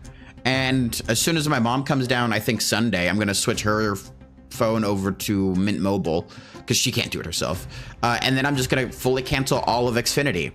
And I think that's the exact type of thought process most millennials are doing for everything in their life. They're like, this got more expensive. What are my options to lower everything back down? Well, also, not only just that, but millennials, I think, are very united in our hatred for everybody and everything that's fucking with us. So, you know what I mean? It's like Target, when they said they're going to do with their other DEI stuff, like their stock dropped immediately. You know, Tesla, it was this whole like, yeah, fuck that. Despite not having money, a lot of money, we're still the biggest buying block in America right now. That's why the government fears the millennials, because we're united. We are a people. Yeah, I mean, even voting wise, we stayed pretty consistent across most of the demographics. Millennials are pretty, it's the other outside of the millennials. It's Gen Z and Gen Alpha that fucked us. 100%. The boomers are getting less and less, but yeah, they combine to kind of battle the boomers will never die. I just don't think they will. Yeah, no, it's been so fucking long. Just give up. Fuck. They're all like between 70 and 90, and they still have the vast majority of all wealth in America. Like, hang on. For what? Dude, if I hit 70, just give me enough to go on a beach and you can have the rest of it. Give it to everyone else. Spread it out. Like, that's insanity. Mm-hmm. What do you want it for? Yeah, no, it's... well, as millennials, we've been getting fucked, you know, I don't want to sound like, you know, every generation has a problem, but we have been getting semi-fucked for our whole lives. Yep. And it feels like there's really no chance to almost grow up, you know what I mean? Like, there was never, like, they kind of stripped the... Or, on the other side, we were forced to grow up way faster than any generation before us. Yeah, exactly. I mean, that's what I mean, like getting the realization, like they're talking about, you know, we're not having kids. Exactly. No, we're not.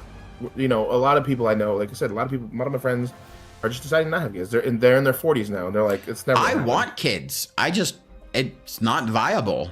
Yeah, can you imagine adding a baby to your situation right now? Hard. Idiots that working for a little while. Yeah, all of a sudden, all that tight budget you're talking about, just boom. That's getting another job. That's really buckling up our bootstraps and making sure everything's working. How would you have a roommate with a baby in there now, right? Now you need a room for the baby. Mm-hmm. Well, my office would all of a sudden become the baby room, and I'd probably move everything either to the basement or into our room. One of the two. You know what I'm saying, though? Yeah, there'll definitely be changes, and it's hard because there should be opportunity. There should be opportunity for that for people like you that want babies. Mm-hmm. You know, like I said, for me, I've decided it's not gonna happen. I don't want kids right now. And I don't think I ever will because there's just not enough money. Like I didn't get to spend enough of my youth doing this. I went to college, I did all the right things, and it didn't fucking matter. You know? Which is word for word what Idiocracy was talking about. It's word for word what that documentary was showcasing. And it's like we're seeing it happen in real time. Imagine this, you know, extrapolated out another 50 years, another 3 generations, where people who are poor but uneducated or don't care about their livelihood just are pumping out children, whereas people who are educated and want to have a maintained life and want to be comfortable and want to be able to support and provide a good life for their children go like, oh, maybe next year. Oh, maybe in 2 years. Oh, maybe in 3 years. Oh, we finally had our first child. Yay. Where when you have down the street, they got like 6 kids. Most of them will make it, and they'll all be undereducated. It's crazy. Getting outboned. It's, you know, I do have faith for the future. I don't want to think everything else doom and gloom, right? I do have hope and faith for the future. Here is why. Is people are when these things start hitting them and our country, all of a sudden America's not number one anymore, and we're starting to get to that point, right? Because like USAID stuff, China would love to be the guy that provides the USAID type programs to the world. Everybody's like, man, look how good China is, right? Well, and their deals would be so much more authoritarian and draconic than ours. 100%. Yeah, exactly. And so I think people are seeing the veil is coming down for a lot of people, right? These farmers, these small communities that are being affected by these cuts to funding. They're realizing what this means to them, and it's you're seeing it as these town halls come around. They're mad and they're chanting for these guys' heads. Now they're not doing it for Trump yet, but they're chanting for little guys' heads. They don't blame Trump as they're not doing it for Trump, but they're blaming the other Republicans, and they're like, "Well, you promised us this, and we're not getting this." And it's like, yeah, kind of how it works, you know. And so I have faith that it's gonna take a touch the stove moment, you know. And I think that's what's coming right now. Is a lot of these guys that had all this faith, and these young people that were mad, and I get it. I get why like the Gen Zers were mad. You know, they had their experience what the millennials experienced. Maybe even in a worse situation where they're like, there's no opportunity, there's no money to be made. I'm going to college and I'm coming out making fucking $16 an hour, you know. So they were mad and they blamed, you know, Kamala Harris, or they blamed the Democrats, they blamed whoever, and so like, let's vote for Trump, or let's not vote. What does it matter? And so, but I think let's not vote. Why does it matter? Is exactly why we're in the situation we're in right now. 100%. And that's what I'm saying. Is I think that after this touch the stove moment where everybody's like, oh fuck, that was bad, we can get a lot of work done and fix a lot of these problems in the next election cycles. You know, my big worry though is obviously the courts, but I think also them though, they're learning that Trump doesn't like them either. Trump wants to be all the branches of government. He wants to control the purse and the courts. You know, and I think there'll be some dissension amongst those guys as well. I think a ton. I think this guy has got too big for his britches. He's got a cult following, but I think that they're making so many enemies, him and Elon Musk, that I think that eventually these guys are like, look, I hate you too. Like, you know, I hate you, you hate me, but this motherfucker's crazy. You're like, all right, let's get him out of office first, maybe in prison. He'll probably die soon anyways. He's old as fuck, eats burgers every day. Then we'll go back to hating each other. We'll cross the aisle. You know what I mean? And so that's yeah, but then you'll have people like JD Vance or Vic Ramaswamy or 100 other like Andrew Tates basically will rise up and being like, we'll try it again. Not even halfway worried about them. I said when Trump lost to Biden, they tried that. The Republican Party wanted to push these other Republicans. What's his name? Ron DeSantis and Ramaswamy was another one. These guys tried. They started talking shit to Trump. They went over there, and his followers didn't like them. His cult did not like these people. And it's like, why not? They're just like Trump. They're brash. They're, you know what I mean? But whatever hold he has over them, it's that Hitler hold. It's just fucking. He's mesmerized these people. You know, and I think once he's out of power, once he's lost his thing, once he dies of old age, fucking hopefully, you know, in the next decade or so, you know, or at least gets out of, you know, or at least is like not cognizant anymore, like a lot of these politicians are getting. I think that power will wane, and the Republican Party will maybe start to heal and become the regular Republican Party. Because I don't mind Republican dissenting. Well, honestly, I think it's crazy how Republicans, the liberals, are sounding now, right? Because I know liberals who are like, don't touch my guns. I know liberals who are like, respect the flag laws. I know liberals who are like, actually, the Constitution says this. And they're saber rattling for like what the Republican ideals used to be 10 years ago. Yeah. And it's so wild how far the window has shifted.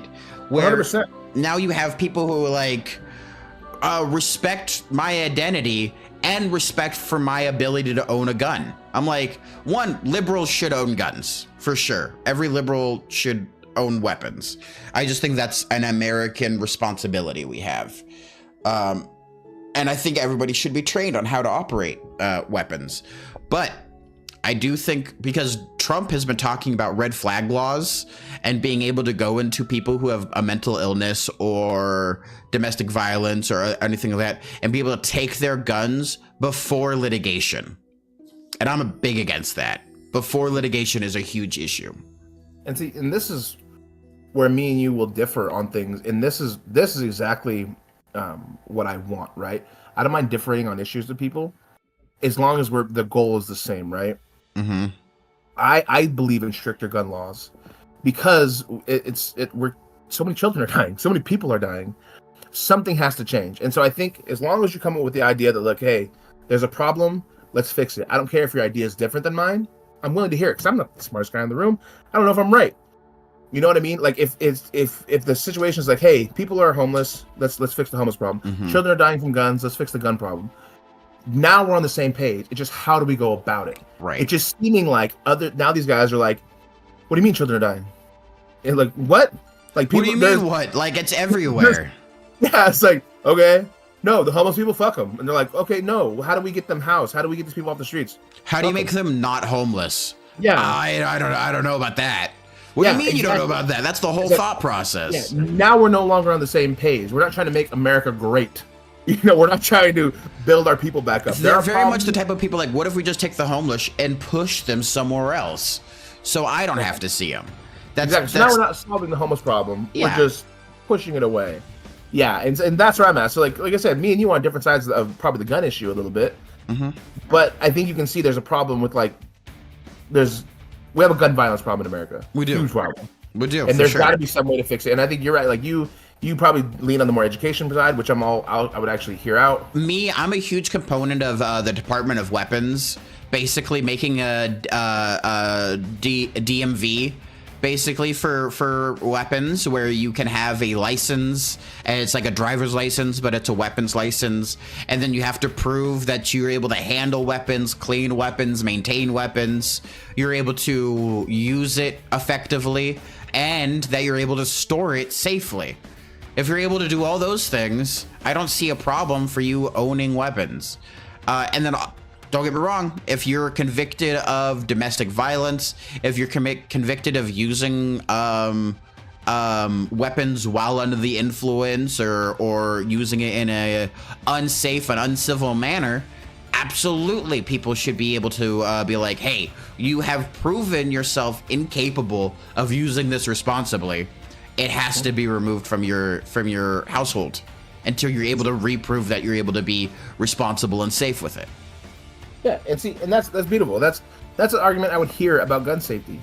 Now, I said I lean more towards restricting guns, and I get why there's people don't like that. As far as having gun rights, sorry, government, having too much power is when we have unarmed citizens. Oh, but I just know. Thanks, love. Did I fix the title? I don't know. I haven't checked it. Cool. Love you. Yeah, I got a little drinky drink. Ooh, fancy! I saw a phantom hand. Yeah, Katie. She's the best. I'm a fan. You're a fan? Oh, when? Since when? Yesterday. Oh, nice. Finally won me over. What can I say? Yeah, happens. Slowly, but she grinded you down slowly but surely. Took 10 years, but a little coffee. All right. I guess I love you. Adorable. That's crazy. I'm a big component. One, as a Marine, I definitely think weapons are important. And two, as a citizen, I think the ability for a resistance to happen in case they start putting people on trains seems very reasonable to me. Yeah, and like I said, I think that is reasonable, and I think you're right in a sense, and that's something when I've heard the argument before, and I do agree with a lot of it. I just know something needs to change, right? Whether it's more restrictions on gun. Now, honestly, my with the way the new administration is going over the last couple months, and even before that, with his last administration, my view has actually shifted on that, where I am more for an armed citizen. Exactly what I was talking about. Yeah, exactly. And so, but I just know there has to be some sort of change. I don't want to hear anymore. I hate that we have so many shootings now in America, school shootings and mall shootings and whatever shootings, that it's like another one and another one. Well, so much of our media shows violence as a solution. And oftentimes violence can be a solution, but it is used so often in everything from like the smallest kids show to our highest level of blockbuster hits, that if you have a bad guy, you kill them. And so much of our society is built around social credit. In schools, a lot of the time, it's like how popular you are. Do you stand on the right side of this or that? And then a lot of times, those who are the individual get picked on. And they get attacked, and that builds mental illness and causes resentment. And then all of a sudden you look around you and you have no support. You have no people who are there to be a handout or a calming voice or someone who can support you in times of need. And then you go, I got the solution. Violence. Violence, yes. Well, have you seen the I watched this YouTube video the other day. They were talking about the bully and the nerd. Right, and how they kind of come together, but they're the worst versions of themselves. And it's the Trump, type and the Elon Musk type, right? Whereas this Trump is the epitome of the worst type of bully. He puffs his chest out and makes fun of people and tells people things, and people are like, "Oh, that's the jock. I don't want to get made fun of." And he's kind of cool, right? So I'll make fun of people with him. And then you have the nerd who is this, well, I'm an outcast, but I'm so dark and you know what I mean? I'm the so edgelord smart. Situation, yeah. Yeah, I'm just a step ahead of everybody, and they need each other, where they feed off one another, and so it's a perfect a union of Elon Musk and Donald Trump, where one's one attracts one crowd, the other one attracts the other crowd, and they can kind of make up for their weaknesses. It is true. It's true. I mean, we talked about this before, how weird Elon Musk is. It's like he's the kid that never grew up, and same thing with Trump. They're both children that never learned people skills. They never actually learned to be a person because they never got told no. They're both rich kids. But one of them's a more nerdy rich kid. The other one is the bully rich kid. It's like you got, and as far as like even like with women, he always like, I just grab them and I start kissing them. It's like, that's a weird thing to say, man. You shouldn't say Don't that. say that. Yeah. Don't do that. Don't do that. Let's do that first. And then also don't brag about that type of stuff. That's crazy. Exactly. Yeah, you should talk to women first because they're people and maybe they don't want you kissing them immediately. Like, what the fuck? That's such a weird thing to say. Well, I was on a Republican Talking Point podcast. I was only able to watch some of it, but the guy was talking about how women are childlike and how they see the world, and in the fact that God prescribed man to protect both man and child, that they should be seen more in the subservient role to the man. And one, that's crazy. And two, he went on to say, well, we don't let children vote, do we? So we're already seeing the steps of reducing the suffrage movement. Insanity. It's like these people have never actually that I would hate to see like what women are in their lives, right? You know what I mean? Like in my life, I've had, I grew up with like my mom, my sister, my cousins. My mom, I've seen her, work jobs, work, 50, 60-hour weeks and still make it to my football games. You know what I mean? Right. I saw my sister, she teaches now and she's been teaching children for years and they don't pay her because they don't pay teachers shit. And she's still doing it because she loves the kids and wants to help them. I have a cousin that, she grew up, she's a doctorate now. She's an epidemiologist, super smart. And she really wants to help in Indian country. These are women, and I have multiple other, very strong women in my family. And the thing is, like, what are the women in your family like? What are the women in your life like? You know what I mean? You don't have, like, sure, are there dumb women? Yeah. Are there dumb dudes? Yeah, of course. But I know women that took all the responsibility and can lead and can do things. Women are people. Just like men, it's like they're gonna be good and bad ones. And so what were the women like in their lives that allowed them to think like this and say these things? It's like, do you not respect your partners either? Like, you know what I mean? Do you not think they're smart, whoever your wife may be or your girlfriend? Well, also, or whatever? I think it comes down to a lot of those type of guys also see other men in this hard fixed ranking system, where they see themselves as having to be the alpha and anyone below them is a beta boy, right? A simp of some type. So their whole ideology is built on pyramid schemes where whatever they are doing, it has to be a competition and it has to be a man and it has to be their victory. And if it's not, all of a sudden it's a travesty and the world is falling around them. It's that type of reactionary ideology. It's that type of explosive understanding that the world is only built on winners and everybody else is a loser. And that's not how the world is built. No, it's not, and you're absolutely right, because it's also those things like these guys don't know how to deal with their emotions, right? And so you have these guys, these these 4chan guys, or that's not obviously all 4chan people, but you know what I'm talking about, where they these red pill guys. There's a big movement of these Joe Rogan fans, and that kind of the Andrew Tate fans, and these guys who are very like anti-women, anti-gay, type people, and it's like, if you would just learn to talk to people, your world would be better. If you would learn that, like so, there's dudes that like, oh, you don't hug dudes, it's gay. I remember I was told that for a long time when I was young. I was like, I started out pretty homophobic, and then as I go older and I get to like 17, 18, 19, where I started getting out of the house, out of college, I got away from like where I grew up, where my friends and some of my cousins were very homophobic. You're like, oh, okay, yeah, it's not gay to hug your friend. Like, you be comfortable in your masculinity and say dumb things, and be, men also have emotions. Women, you know what I mean? And you're right. People see us as men are allowed to be happy and sad and remorse and every section of the emotional spectrum. Men don't get to be emotional, and women are only emotional. Is kind of the thing. You know what I mean? It's like, we're all humans, and don't put me in any role I don't want to be in. I'll say what I want. And I'll be who I want. But these guys, it's fascinating that they just don't know and don't learn. Like there was that chat. I can't remember what app it was on, but thousands of men, talking about like sexually assaulting women and that kind of stuff. I have not heard this. Yeah. Oh man, it was all over TikTok where there was this big chat, a bunch of men, how they were like, theoretically talking, and some people like how they deserve it and things like that. Yeah, it was a bunch of news like a couple months ago, and it's insane to me. There are this many dudes that are like, what the fuck, man? Like, is this really the exact opposite of what a man is supposed to be? A man is supposed to be a protector, someone who saves people, not someone who harms, not someone. That's crazy. And it's crazy to me. The scarier part is weakness. I hate that.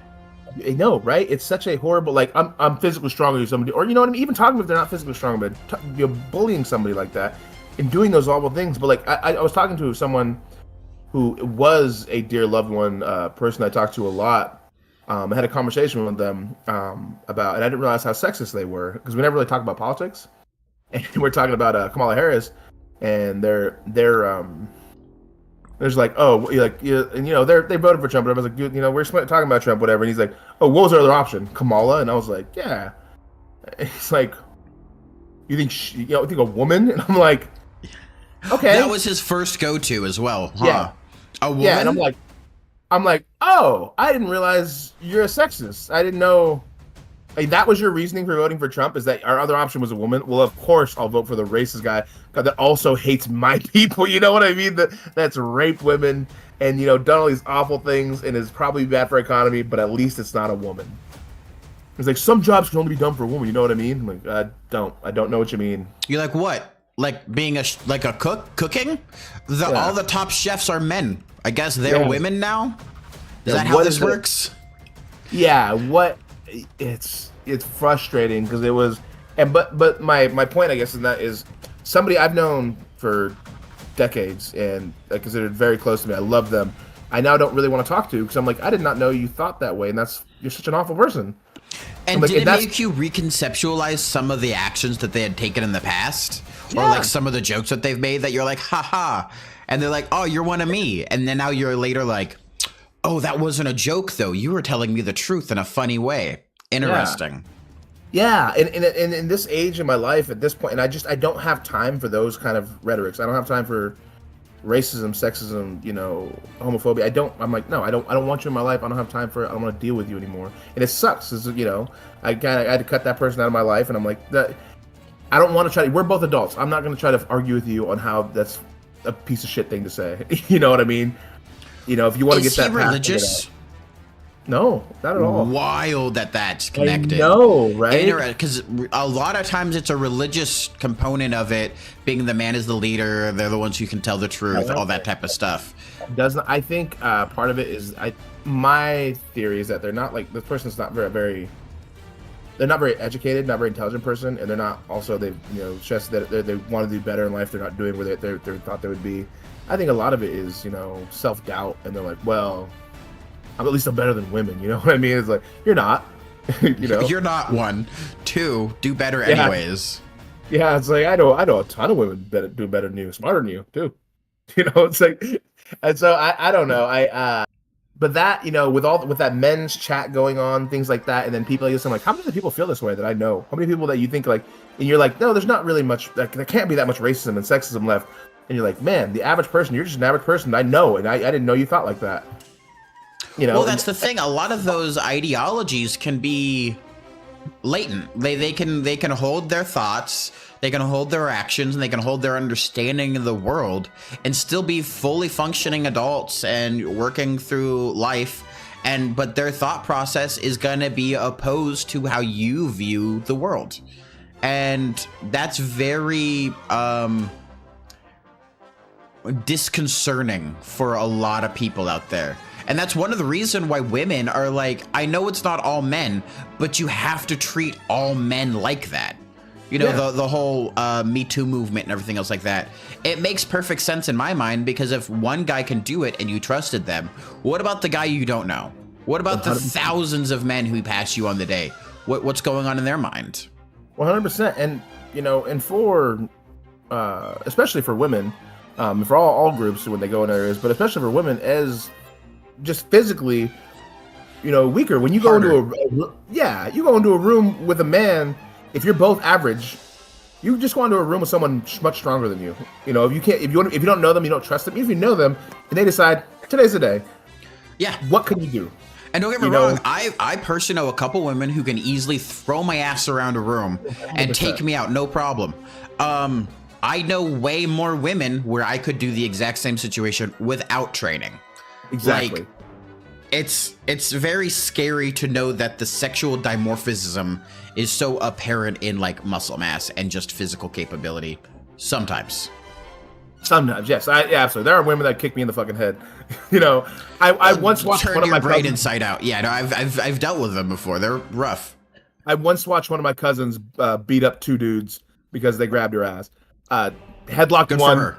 Yeah, she's very scrappy. Just pounding the fucking, she's tall. She's like my height, and just I wouldn't fight her. If you fought my cousin, you have to square up like you're fighting a man. There's no holding arms. Like you're better fucking get ready to punch. Listen, you will get hit. Two, good luck. Yeah, throw hands because she's gonna. Which is good. Like, I mean, which is how it should be. I wish our capabilities were more equal consistently. It's not though.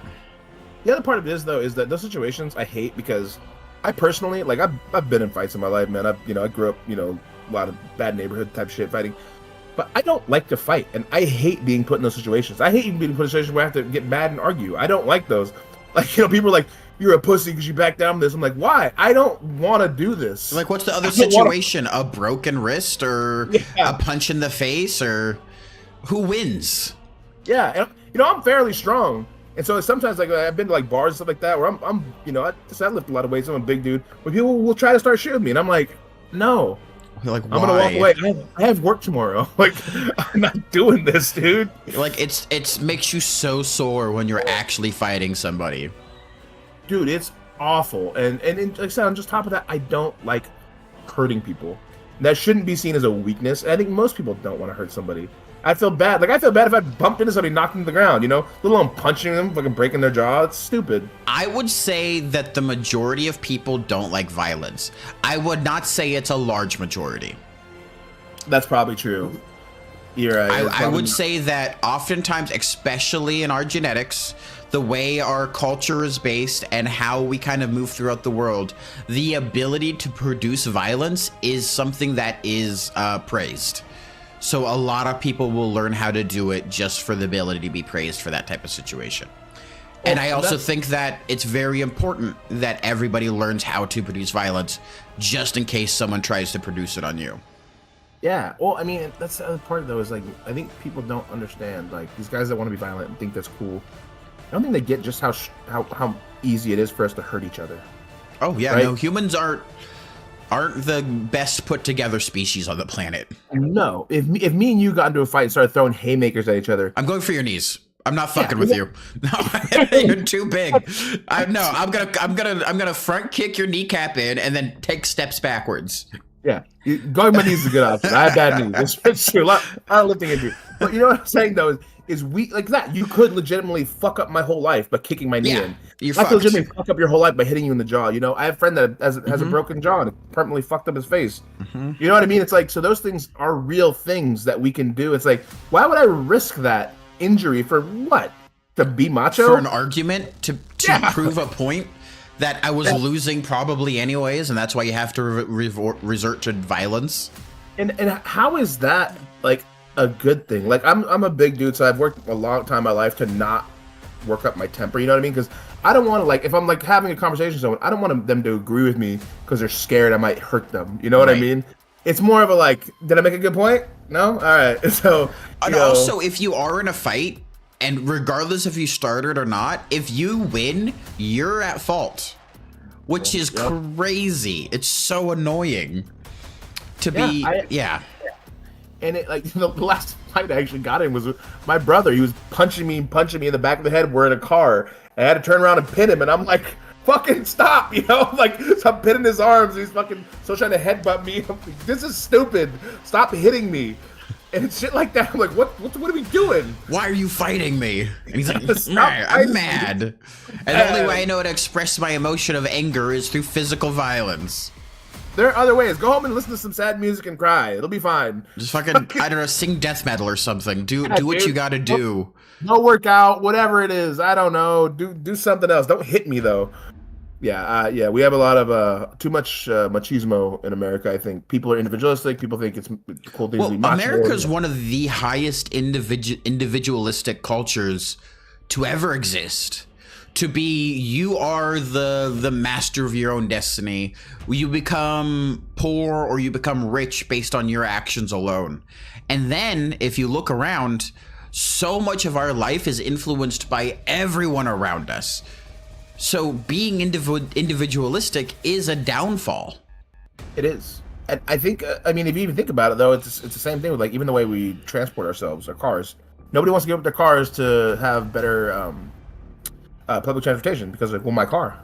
Yeah, I don't want to give up my car. We don't really have multi-generation households anymore. They're like, well, it's weird. No, I want to live my, you know what I mean? Other countries, yeah. I have grandparents, I'll be living here. It's not weird. Yeah, here we've become individualistic, and I think a lot of that is our capitalism. Because, like, how do we make them? Oh yeah, we need them all to buy cars, more houses, more things. How do we do it? You're a fucking loser if you don't have your own car. Like, I guess I don't want to be a loser. You know. And so yeah, we're very, and everybody has the dream that they're gonna become a millionaire. They're gonna be a billionaire. No, you're not. Long shot. Most people don't. Most people fail. Even with good ideas, you can still fail. The vast majority of people who have everything going for them will still fail. Just because luck wasn't on their side one day. And then all of a sudden everything crumbled around them. Not only does that, you also have to be kind of a dick. Yeah. In order to be that, to win a lot of things and to be that way. I recently, I had a client that does cloud services, and they wanted to bid on a contract. A relatively small contract. There was another company that was teaming with Microsoft.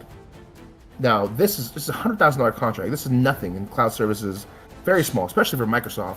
Microsoft objected to their bid so many times that eventually this smaller company said, it's not worth our time anymore to do it. And Microsoft said, yay, we won. We beat you with our teaming partner that we probably will own in the future. You know, and it's so frustrating because things like that, Microsoft just stepped into this relatively small contract, but they're forcing out everybody. And they're like, we can do it. We can hold on. Can you? No? Okay. And that's the way you become a billionaire. You bully other people, steal their ideas, steal their software, sue them into submission, use little tips and tricks to make sure they run out of money before they can't bid anymore. Well, that's exactly kind of what Amazon did with all of their competitors. When they were first starting out, they would host other people's businesses on their website. and then charge the businesses gratuity basically, and then use those revenues to then buy the business that was outselling whatever their Amazon product was, and then just stick Amazon on it, and then it was folded into the conglomerate that is Amazon and all of their subsidy businesses. Well, that's why there is big business now. It started. This is what I heard from somebody that works in professionals, that there's kind of a shift of companies building their own things because now they own the code, they own the website, because they're going on things, and it leaves the option open for that kind of stuff, charging more fees. They're like, well, it's not much, only a little bit of fee, whatever, maybe $600 a year. Now I don't have to spend $10,000 building a website, and I don't have to worry about it, and they'll take care of everything. It's like, hey, now it's $1,000 a year, now it's $2,000 a year, now it's $5,000 a year, and they're like, fuck. Like, whoa, what just happened? Yeah. I could have spent 10 grand to build my own and have my own thing where I don't charge anything. Yep. And so, yeah, and that's kind of what's happening is people are getting wise to it, but then they have to make this big upfront cost. And so people make these subscription services and all these things. Oh, it's easier. It's like, yeah, but you just want to control. And everything. Subscription services are terrible. They're just cable again.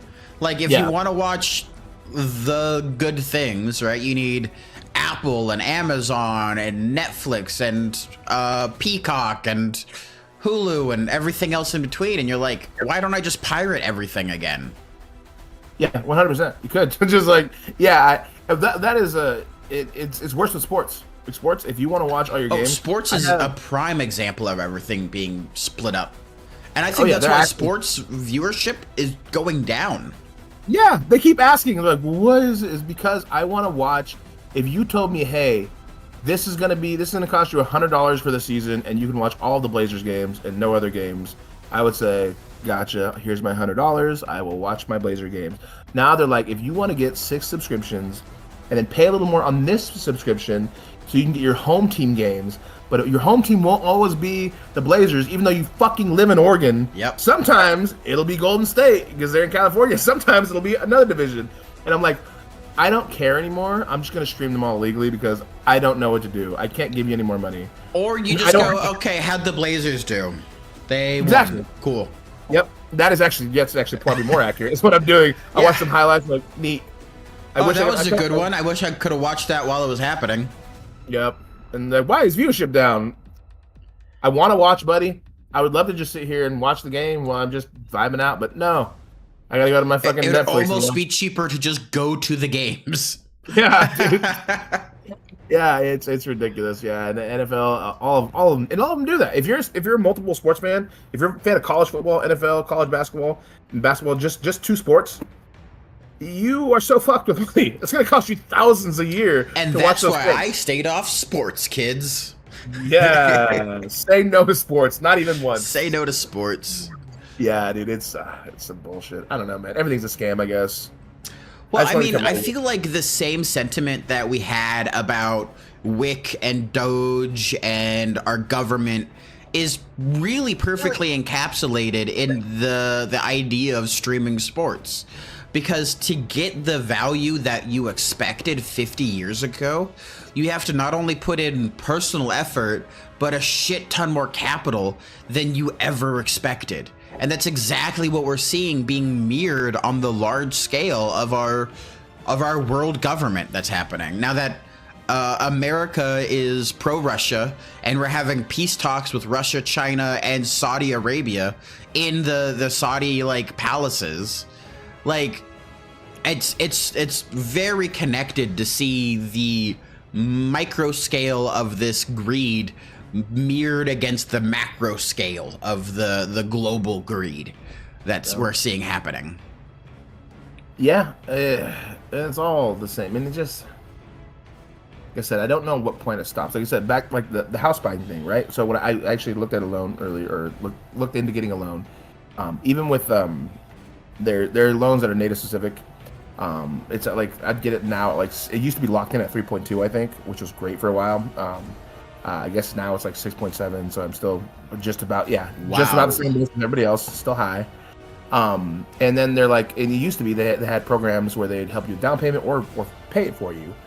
Now that's no longer the case. Again, more things cutting, more things gone. I'm looking at 28,000 right now for it down. And I'm like, well, I don't have that right now, so let me know home. And even if I get that at some point, would I want to drop that whole? I would need like 40,000 because I can't drop my entire savings Right. on the Because house. what if somebody else happens the moment you do that and then you fall down and break a wrist? Yeah. Right.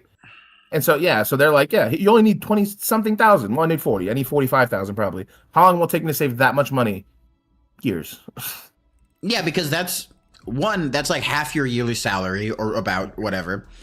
So you would have to save half of your income for a whole year to be able to do that. And guess what? You're not going to be able to live on half of your income. So you have to spread that out probably through 5 years, right? If you're being strict with your budgeting. And then by 5 years, all of a sudden that 20 grand is now 35 grand that you need. And you're like, well, can I ever catch up? And the answer is no. Yeah, exactly. Yep. The price will go up. I'll never catch up. And in the meantime, my friends are going to Ren fairs and concerts and things. And I'm at home being like, no, I got to save for my house that I probably still can't afford. Me So and it's like, Katie are looking at saving for the wedding, and it's just like, how the fuck are we gonna get like $10,000 to $15,000 to have everything that we wanted with the venue and the dresses and the suits and the everything else? I'm like, Jesus Christ, it's so much. I know. It's you said it's and again, you guys are probably doing better than most people. Yeah, no, for sure, without a doubt. It's scary. crazy. It's not something you can think of. Thank you, military. Yay! If it wasn't for me getting hurt in the military, I would not have the life I have now, which is sad to think about. It is shitty. You're like, thank God I got hurt. Thank God my hip, knee, back, shoulder, my hearing, my feet. Oh, thank goodness. I have a plethora of issues Head, shoulder, knees, that I and have to toes, deal with every everything. time I want to go on a hike or hang out with my friends or whatever it is. Yeah, no, it's and you are, and on top of that, I mean, more problems we have is now more and more Americans are just choosing not to go to the doctor. Well, it's going to be more expensive on the American healthcare system later. Like if we can just go to the doctor now, Preventative care is so much cheaper than reactive care. 100%. Yeah. If like I said, I've had my hip problem for a year, the lower year, but with the price of everything, I'm like, I'm not dying yet. Sure, some days I can't barely walk, but Oh, that's bad. That's I can bad. still walk sometimes. You know what I mean? What is it going to cost me? Because here, the last time I went to the doctor, right? No healthcare. It cost me was it like $8,000, I think. Jesus Christ. Yeah, dude. What happened is, you know what testicular torsion is? I do. So my cousin had that, right? And he was telling me about it, and he's like, dude, my balls just kind of started hurting one day. And I was like, that fucking blows. And they told him, like, dude, if you had come in here hours later, you probably would have lost both your testicles. It'd been a bunch of issues down there, So we, they fixed them, whatever. And then one day, my balls started hurting. And I let it go for another day, and then it got really bad. And I was like, well, It's a bad go to the choice. doctor. Yeah. Yep.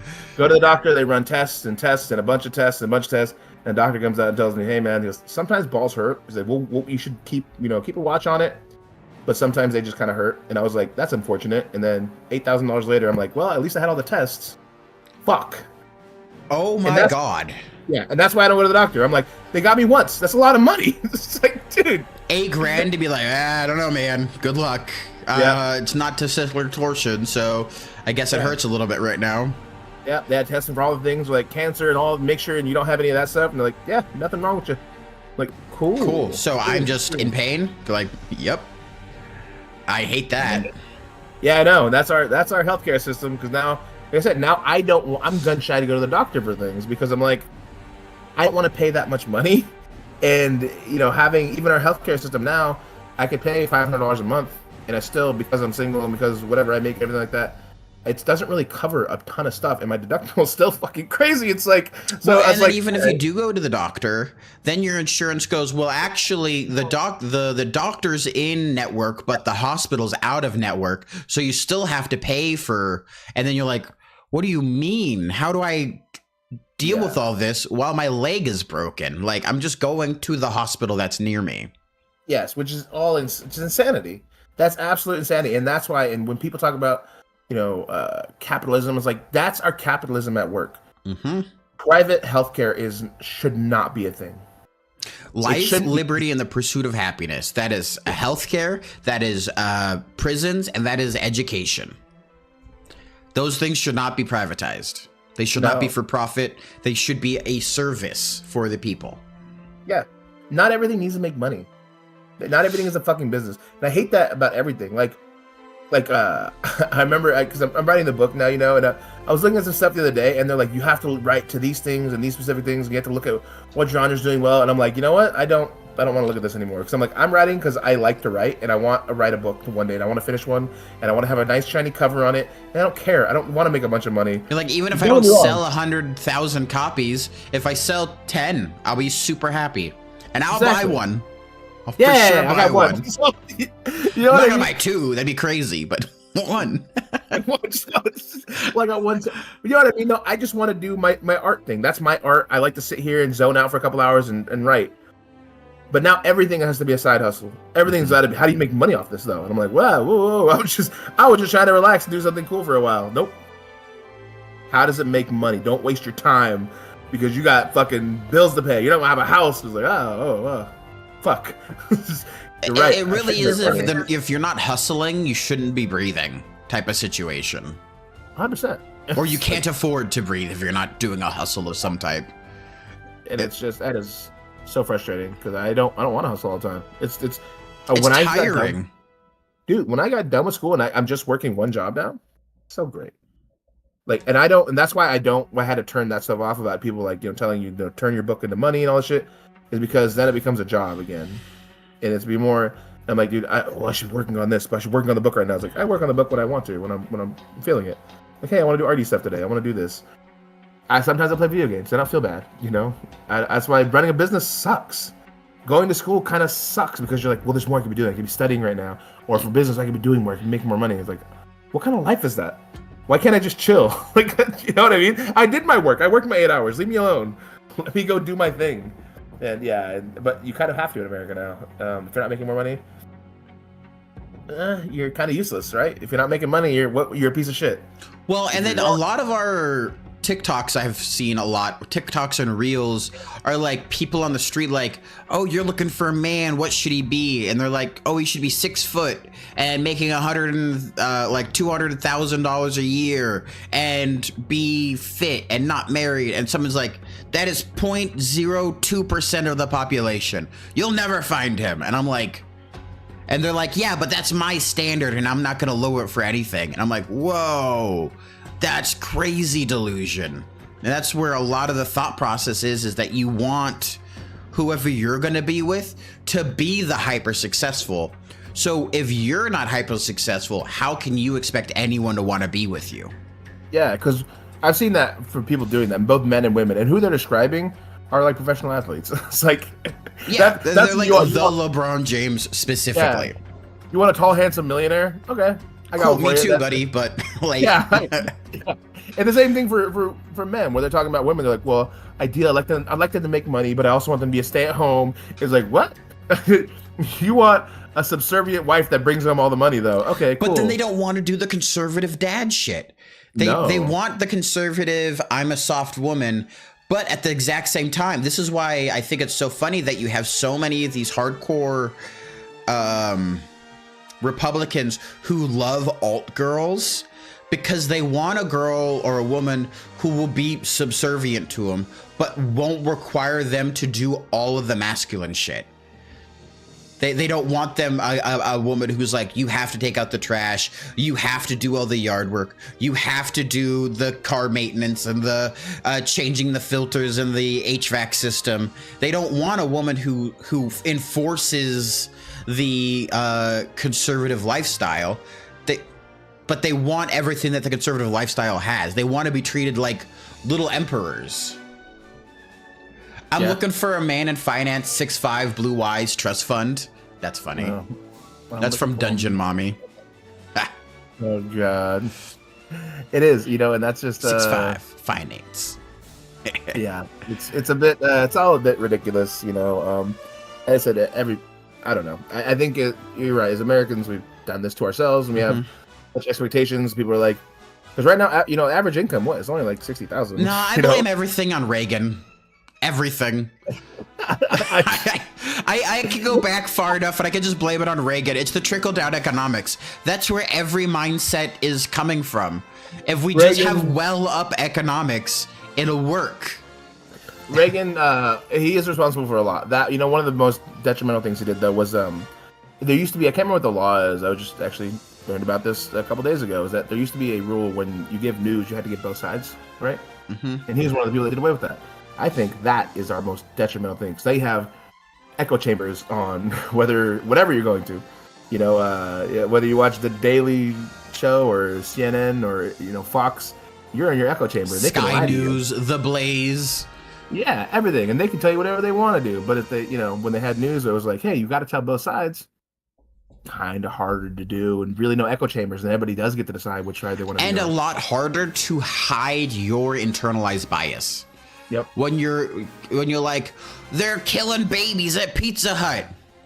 Actually, they might not be. Like, it's way harder to skew the ideology when you have to be like, all right, these are both of our situations. Yeah. How do we present it? I mean, when Jon Stewart is one of the most trusted reporters in all of America, that's a cry for help. Comedian is, you know, because it's hard. Like, our media literacy is so far gone, right? I mean, people, it's the way we fall for scams and the way we can be talking to things. Like I said, like memes are struck like wildfire. I mean, people laugh about them, but memes are taking such a fucking hold in American like consciousness. People believe them. They see a thing and like, you know, with a mad wolf and text on top, text on bottom. That's the gospel. You're like, what? Whoa! Did you fact check that? No, but someone reshared it and I trust them. You're like, okay, that's scary. You believe now they're eating cats and dogs, huh? You know what I mean? It's weird. There's no literacy. Well, they're eating our pets has been used for almost every immigrant group, from Korea to Vietnam to Guam to when we were having refugees from World War II and World War I coming over. Like, it's the same ideology that happens over and over again. Well, I mean, even before that, I mean, we always try to find an enemy. We always need an enemy to stay. It was the Irish before that. Now the Irish are white. You know, now it was the Chinese and the Native Americans, whoever the enemy is. One of the most unifying and damaging situations we had is when, as a nation, we decided that all white people are white. And like, there is no separation between the Polish and the Russians, or Ukrainian and the Irish, or the British and the Norwegian. Like, oh, if you have Casablanca skin, congratulations, you're in the club. Everyone else, you're out. That has been crazy to see, because throughout history, people would kill each other for just living 50 fucking miles away, and they spoke slightly different. Yeah. Whoever did it, you got to give it to them. Brilliant marketing. Oh, they did nailed it, dude. Unifying, for sure. Crazy, wild. Yeah, well, disregard for the entire cultural system. Just being like, you're winning. They even convinced Italians that they are white, right? Mm-hmm. I mean, if you look at Italians, like, do you know who Stravos is, the comedian? Dark hair. Yeah, balding guy, glasses. It sounds familiar. If I saw his face, I'd be like, that one. I know him. Yeah. He has a joke about that where he's Greek and he went to Italy, you know, and he's like, I'm looking around. He's like, I think white people stole Italians. He goes, they look more like Middle Eastern. He goes, Greeks, we look a lot more Middle Eastern, and these Italians all look more Middle Eastern than they do white. And it was, you know, it's a funny joke, but it's kind of true. It's like, you kind of took a lot of the, like, because like it's the Western world, and we include all these, like. I was just about to say, it's because we want the Romans to be white. It's because we wanted Rome to be a Caucasian people. So then we turned Italy into white people. Yeah, and they're. And then if you go just slightly left to Spain, we're like, nah, they're brown again. Yeah. They're the same shade. It's crazy. Yeah. They're the same lateral zone on the planet. It's the they same are people. olive-skinned at best. They're not white, yeah, in the sense that they're calling them white. But yes, they get to. Now these Aryan brotherhoods get to claim, you know, get to take the eagle, and they get to claim all their accomplishments. Look at what white men did. And it's like, okay, all right. whatever, I guess. Sorry, Let's bud. call- Anybody named Aurelius, not going to be Caucasian. Aurelius. For the Romans, yeah. Yeah. Well, it's crazy too. I mean, because these guys, you know, how you go back and forth, like when the Romans when they took the British Isles, right? I mean, at the time of what's her name, was it Boudica and all that? These were savage lands, savage fucking white people that these olive-skinned people were coming to tame. Yeah, You know? to civilize, basically. Yeah. The German steppes and the French and all that other stuff were living in tribal lands, basically, causing chaos across the lands. And Rome was like, we're gonna go save those Grecan hordes. Yeah, and then like for the civilizations, who was it that was in, like the Horn of Africa, when they were conquering like the Germanic tribes, same thing. They were like, these guys are savages. And those were black people conquering. It's like, you know what? It's like you can't really claim all of history as white dudes being fucking the best of the best. Like kind of shifts. But then that's when you get to Ancient Aliens, and it all circles back. I know. 'Cause these brown people can't build shit. It's like aliens, dude. It's crazy. Yeah, we're having a good time, I guess. I don't know, man. It's certainly something about the human experience, I guess, of being of this tribalism. Right? Everybody wants to belong to something, whether it's a sports team or a political party or a race. My team is better than your team, and it's like politics isn't sports, because you say all the time with sports, the people saying, "Well, we won, get over it." And it's like, this isn't a football game, man. Like, I would get over it. I mean, kind of. I still haven't got over the Seahawks losing a Super Bowl, but that's okay though. I don't. But the Seahawks losing the Super Bowl doesn't take food from women and children. Yeah. Like, You can be in those things. You can be delusional in. I can tell you the Blazers are going to win a championship this year. You can tell me no, and I can say fuck you. In my heart, they're gonna. I know they're not gonna. They haven't won since '76. That's fine. but this year, This is the year. 2025, that's the magic year. You could be a Dallas Cowboy next year, baby, all the time. But that's not politics. Politics actually affects lives. It's real. You can't be delusional in that shit. Please be realistic, and that's part of it. Is where it's like, grow the fuck up, please, and really think about this stuff. You know, get your media literacy, because, like I said, a lot of people, I don't think they're stupid, but I think they're not putting enough pressure on themselves to really think about this stuff, and they don't think it's as real as it is, and then they wonder why did this happen? Because of the way you voted. That's why it happened. Why did that happen? Because of the way you voted. What did you look into it? Did you just do the things? What happened? And that is part of it where people just aren't taking an interest. I do blame our school systems. There should be more like political science, things like that. Social studies, psychology, understanding how people operate and how people think, and then not only as an individual but as a group, because they're different. The individual will think and operate different than a group of people will think and operate. And our studies for that are pretty well proven, and yet we do not like to teach it to our children or our young adults, like teenagers and stuff like that. It blows my mind. Well, it is crazy that the crowd, how a crowd react differently as an organism than an individual. I remember there was a documentary on it was a group of men. I don't remember exactly what happened, but I know there was a jogger going by, and they were fighting and stuff like that, and they were, all ramped up. And it was a group of like 50, 60 men, something in New York. And there was a bunch of joggers going by, and they just started grabbing joggers or beating up men. They grabbed this one woman and started like undressing her and shit like that. And this was just like dudes, just not. And eventually got broken up and stuff like that. But it was like this thing is like how weird people react once they're in the fucking like, oh, now are we doing stuff? What are we doing? Who's doing stuff? That guy's hitting somebody. Should I hit somebody? You're like, whoa, everybody stop. People stop thinking and they start acting, and that is not always a good situation. It's actually most commonly not a good situation. It's not. You know what it's good for? Sports. Yeah. If you want to play team sports, like that's the when you're like when we play volleyball. Or that's what you call in the zone. Exactly. That is in the zone. Hey, we're not thinking a lot. My pass finds you perfectly, and I don't know why. Yeah, I just felt you were gonna be there. Great. Let it go. Let your fucking your senses go. Then when you're trying to undress a woman, though, maybe get your senses back to you, please. That, you know what I mean? Just Yeah, and with politics, maybe get your senses to you. You know, think, and that's it's crazy to me that people, and I still don't, and I hope one day they figure out why. What this issue is that people, when you tell people these are facts and these things are really happening, and they say no.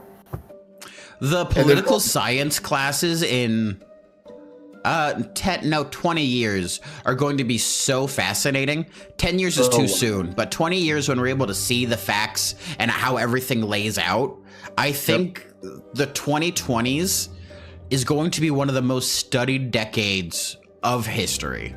Oh, absolutely. When we're in our 60s, I believe in that kind of range, 60s, maybe even 70s. When the millennials finally get power. Yep. Let's not get ahead of ourselves. Like crazy. I might buy a house by then. No, I think there'll be questions. There won't be a house. I'll live in a Walmart or an Amazon shed or whatever they have for me. You know what it is. Okay, yeah, carry on with your point, but I hate that. I hate that so much. I know. That there'll be questions of that generation. How did you let that happen? And we'll say, I don't know, man. I didn't.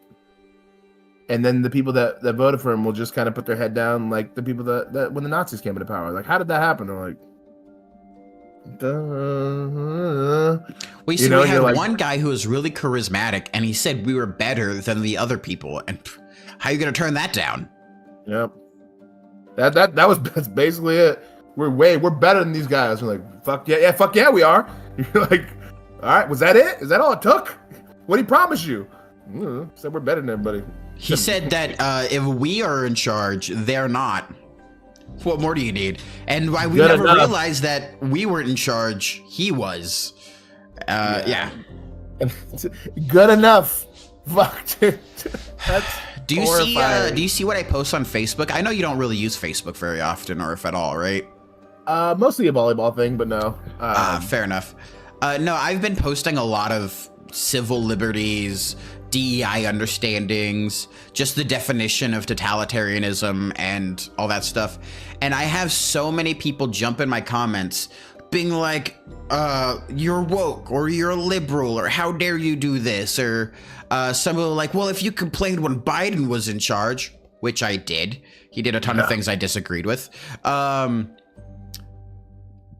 They jump down your throat like you have to have the same ideology as them, or you are actively evil. You are actively the problem. Oh yeah, 100%. It is insanity. Every now and again, I'll go into the Reddit conservative thread, and you'll see people like other conservatives, because they have to have like a flare and stuff on there, to go in there. You'll see them have a dissenting opinion and just get downvoted to hell, and people telling them, "We found a liberal in here." And they're like, no, I'm a conservative. I'm a classical conservative. I don't agree with those. But, they'll try to explain themselves, and people are like, fuck you. And it's like, oh, so no dissenting ideas at all. You can't say, maybe don't do this. It was especially prevalent on like the Ukrainian one, where they're like, he claimed Zelensky was the aggressor, and people are like, whoa, that's not true. And everybody in there like, oh, you don't, lots of downvotes were there. Which is crazy that it switched so fast. So fast. It's insane to me that people can see things like we all know Russia was the aggressor. I mean, that's just a fact. People are like, well, Trump said he wasn't. So how do we fit? You know what I mean? It's very like cognitive dissonance. Right? Yeah. Like, well, the Trump said it's true. The Bible said it's true. So now I got to make my point around it. How do I get there? You're like, there's not a good way to get there. He's wrong. You're like, no, impossible. He's rich. How could he be wrong? I'll find a way to get there. He's a businessman. One of the things that he's talked about, Trump, is that Zelensky is a dictator because during this time of war, he has suspended elections, right? That was one of the big talking points he had. And I agree, suspending elections for a democratically elected president is bad. That's something that shouldn't happen. Secondly, he's in the middle of an active war where Russia has done so much disinformation and so much integration into their politics that hosting a free and open election with transparency is an active hurdle to do. So how can you ensure that whatever votes are cast are actually your own citizens? 2, not influenced by Russia. And 3, I ran out of things to say, but I felt like there would needed to be a third thing. You were on a roll. There's something else missing there, but Isn't that he's also not a their dictator. constitution? Isn't that also part of their political system, though? And in times of active war, they don't actually hold elections. I thought I read that somewhere, and I don't know if that's 100% true. I don't don't know. I haven't heard that myself, but it seems possible. I mean, it would make sense that what you're saying is like, especially with Russia doing disinformation and stuff like that, could totally easily affect their politics, and that would be horrible if they get a politician in there that's like, oh yeah, pro-Russia, give up. And then all of a sudden you become Belarus and you become a puppet state of Russia. Ooh. So stupid, so awful. And this is another thing, right? Is how are they still going to war right now? Like a lot of Russians don't want this. The Ukrainians. Oh, the culture of Russia does not care what the people want. Sorry, that's just been Russia since before it became a state named Russia.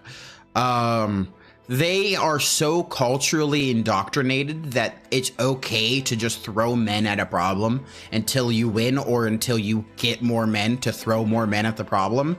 That's just how they do war. They're fine with it. Yeah, insane.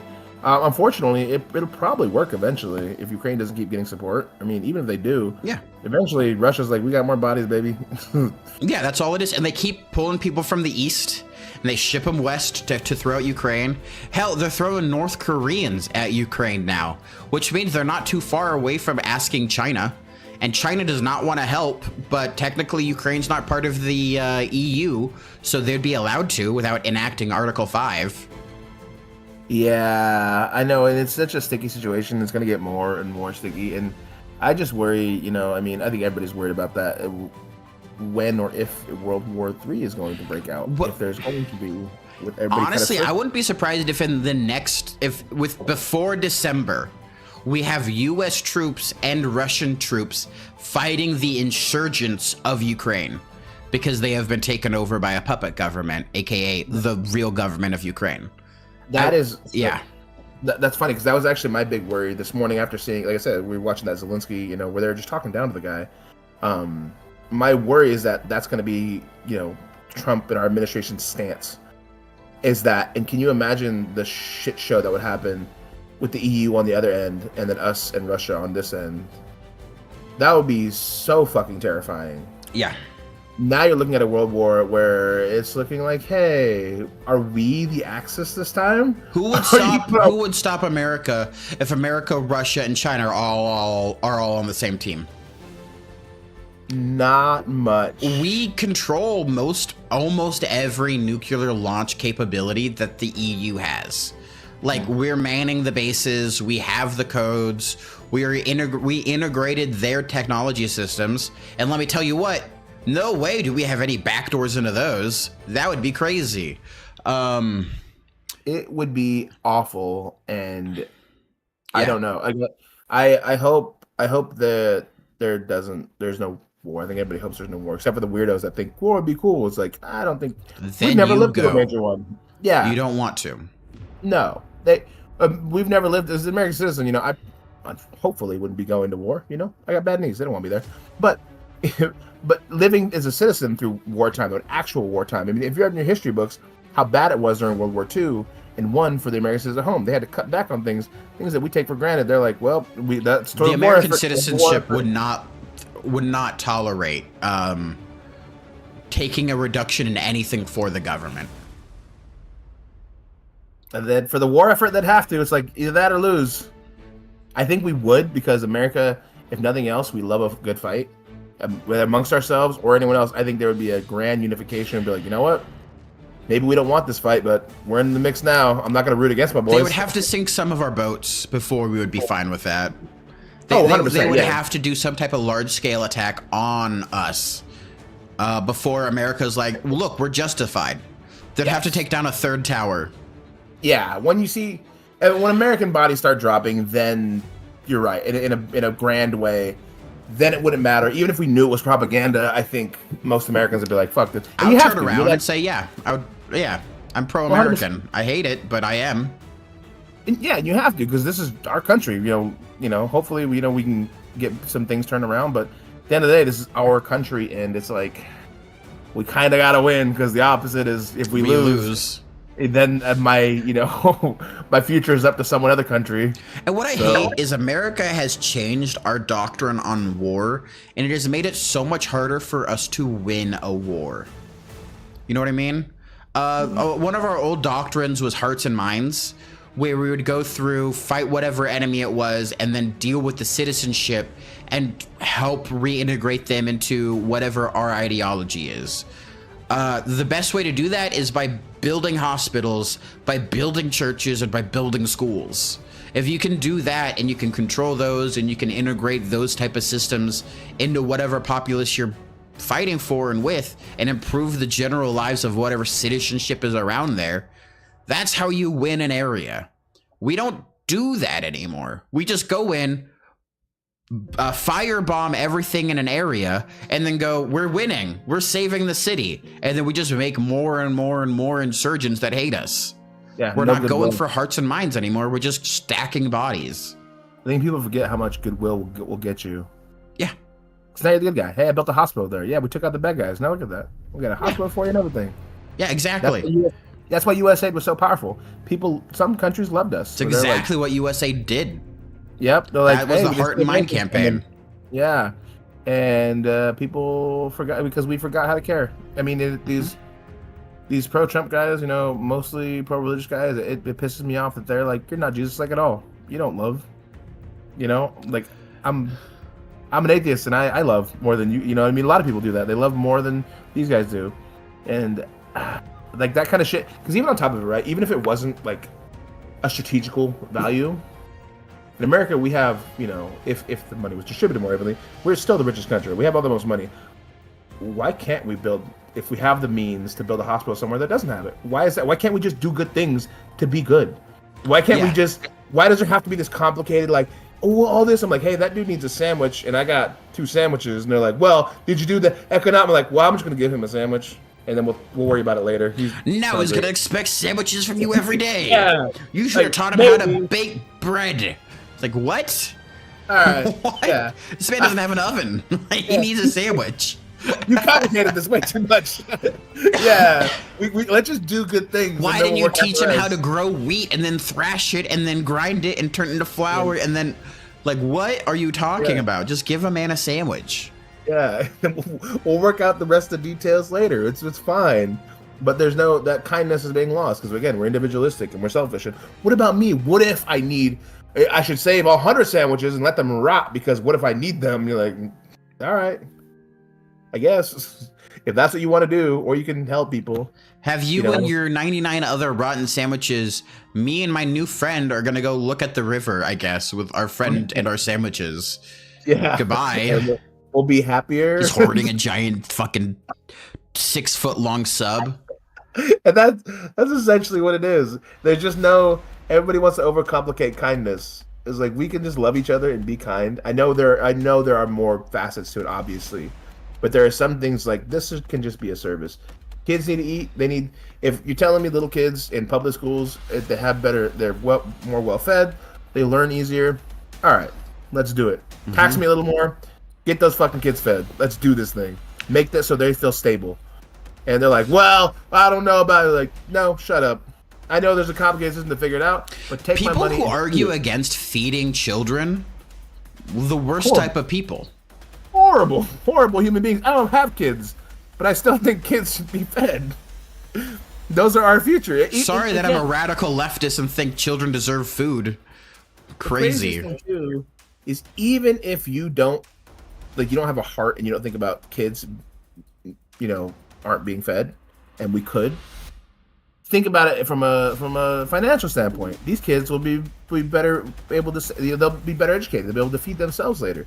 It's better for everybody. Even if you don't give a fuck about those kids, it'll be better for you later. And they're still like, no, fuck that. Well, because they'll be able to grow up into more efficient workers. Which I hate to say it, that our whole system is dedicated to making workers, to making the next step in our commerce section. But as a society, that's important and it makes sense. It is, yeah. You need people who can maintain the economic base for whatever's happening. You gotta we got to be realistic. Yeah, we need our tech sectors and our military leaders and all those type of things. And You you're need right. the guy who sits behind the desk at Kinko's and does your copiers. Whatever. You need the cogs in the machine. That's another part I hate about America when we're talking about individualism so heavily earlier, is that people always think, I'm so important. You are. You're also not. We're all important. Yeah. If the garbage trucks start coming, society could grind to a fucking halt. If the truckers stop trucking, sure. If the fucking trains stop training, Training. chugging along. I like it. No, I just imagined a train just like pumping iron. But you know what I mean is there's so many facets to our community, because we're a fucking community, that if they stop doing their thing, sure, things start failing. We're all important. We all do things. If people stop stop doing the child care, if people stop teaching, people start doing whatever it may be, and they even talk about, oh, well, these useless YouTubers are. It's like, yeah, that's entertainment. That's art. What's the point of life without entertainment? It doesn't matter if I want to watch Netflix or I want to watch YouTube or I want to watch someone stream a game. Whatever my form of entertainment is, that's important because it's important to me and it makes my life easier. And people want to complain about this and that. It's like, how about we all do things that we want to do and we're nice about it because we're all in a community. Thank you, sir, for cleaning the toilet. Niceness in this economy? No. In this economy, yeah. No, but for real, I mean, I think it really just boils down to if we just lower the taxes on everyone who makes $1 million a year and just raise the taxes on anyone who makes more than $1 million a year, all of a sudden our deficit goes down, our gross income increases, and the GDP of America skyrockets. Yeah. I legitimately think it's as easy as that. Just It is. rebalance who pays money. Oh yeah, having a 60, 70, even 80, 90% tax on a certain amount of money after a certain amount of income made is great, because it incentivizes these people to actually put the money back into their employees. And So they're like, research and hey, development and expansion, all that stuff. Absolutely, there's no negative effect to it. Either they're going to tax it and we'll take the money back into our people, or they're like, hey, we're actually going to buy that new equipment you need because, hey, we're going to lose it anyways. Yeah. Cool. Yeah, we're going to do more research. Yeah, we're going to hire more workers because we can afford it. But when you don't do that, now they're like, hey, we like stock buybacks, right? These guys over here, the finance guys, they need more money. Sure, they got a lot, but not enough. Never enough. And our workers, That's the thing, though. There is no such thing as enough for somebody who has a void of greed, where you can just pour 1,000 buckets of gold into it and it will never fill up. It's like the No Face from Spirited Away. There is no enough. and I feel like, honestly, it's kind of sad for those guys, right? Like, I can, like, this conversation we're having, I can be fulfilled. You know, this is my entertainment for the day. We had a conversation. I don't need. I'm having a good time. I'm enjoying it. Exactly. We could be on a yacht having this conversation. I bet you we still have a similar conversation, though, right? We still be I talking. don't know, honestly, if we're on a yacht, we might have a flipped version of the conversation. That's true. These fucking poor pieces of shit. Dude. Why do these poor people want more money? Just go on your own yacht. It's like, sir, they can't afford a boat. Well, did they try saving? Cutting back on the avocado toast, whatever the fuck boomers kept saying for years about us. If I can't afford avocado, like, something wrong with the economy. All right, it's fucked up.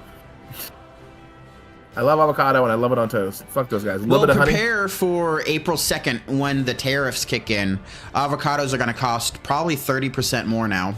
Man, there goes my avocado toast. Yeah, there goes your avocado toast, the one Nah, thing but- that keeps millennials alive. Now I've been priced out of what our staple food. God damn it. Yeah, that's very true. Yeah, so we're in a whole heap of trouble, Yona. Yona? Yeah, no, I think that there's a quote from Teddy Roosevelt that's like, to announce that there must be no criticism of a president or that we are to stand by the president, right or wrong, is not only unpatriotic and servile, but most morally treasonable by the American public. So I think that really goes into the whole everyone following Trump no matter what direction he turns. Yeah. is morally treasonable by the public. To be subservient to the ideologies of one man is ridiculous. Is 100%. crazy. It's anti-American for everything that we stand for. Because they can do no wrong. It's like being in a relationship and they're hitting you, and you're like, well, why are they hitting me? Maybe it was my fault. Maybe I shouldn't have as hittable of a face. Yeah, exactly. No, you should leave them because they're a bad person. And we're in an abusive relationship with Trump, and these people are like, oh, well, you just got to think about it. He's just a troll. He's just memeing these people. He's got a plan. He doesn't meme. He doesn't joke. Everything he says, he means. Yes. He's done everything he said. Like he's been such a dick about all of it. It's been true. And they're like, he's just trolling. Well, and even if he was, if you're the president, don't troll. You have a lot of power. If I had a gun and was waving in your fucking face saying, I'm not gonna shoot you, ha ha ha ha, that's a threat. I gotta believe you wrong. Like the moment that there's any type of weapon or situation where all of a sudden somebody's life can be affected, Yeah. that's no longer a joking situation. Now we're serious. And jokes only work if you're punching up. Jokes don't work if you're punching down. That's called bullying. It's absolutely true.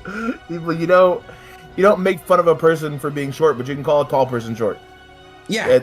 It's fine. They know, like, yeah, I'm 6'5". That doesn't change. Your joke doesn't change things. Haha. You could go, how's the weather up there, big guy? And they go, haha, I'm a big guy. But you can't look down at somebody and go, get something on the top shelf, shorty. Oh, look at you. Short bitch. Short. Short. Yeah, no, it's totally true, and it is. I mean, the way he reacts to everybody too. But the thing is, you have to give credit where credit is due. Donald Trump is so effective at making things happen, at causing shifts and changes.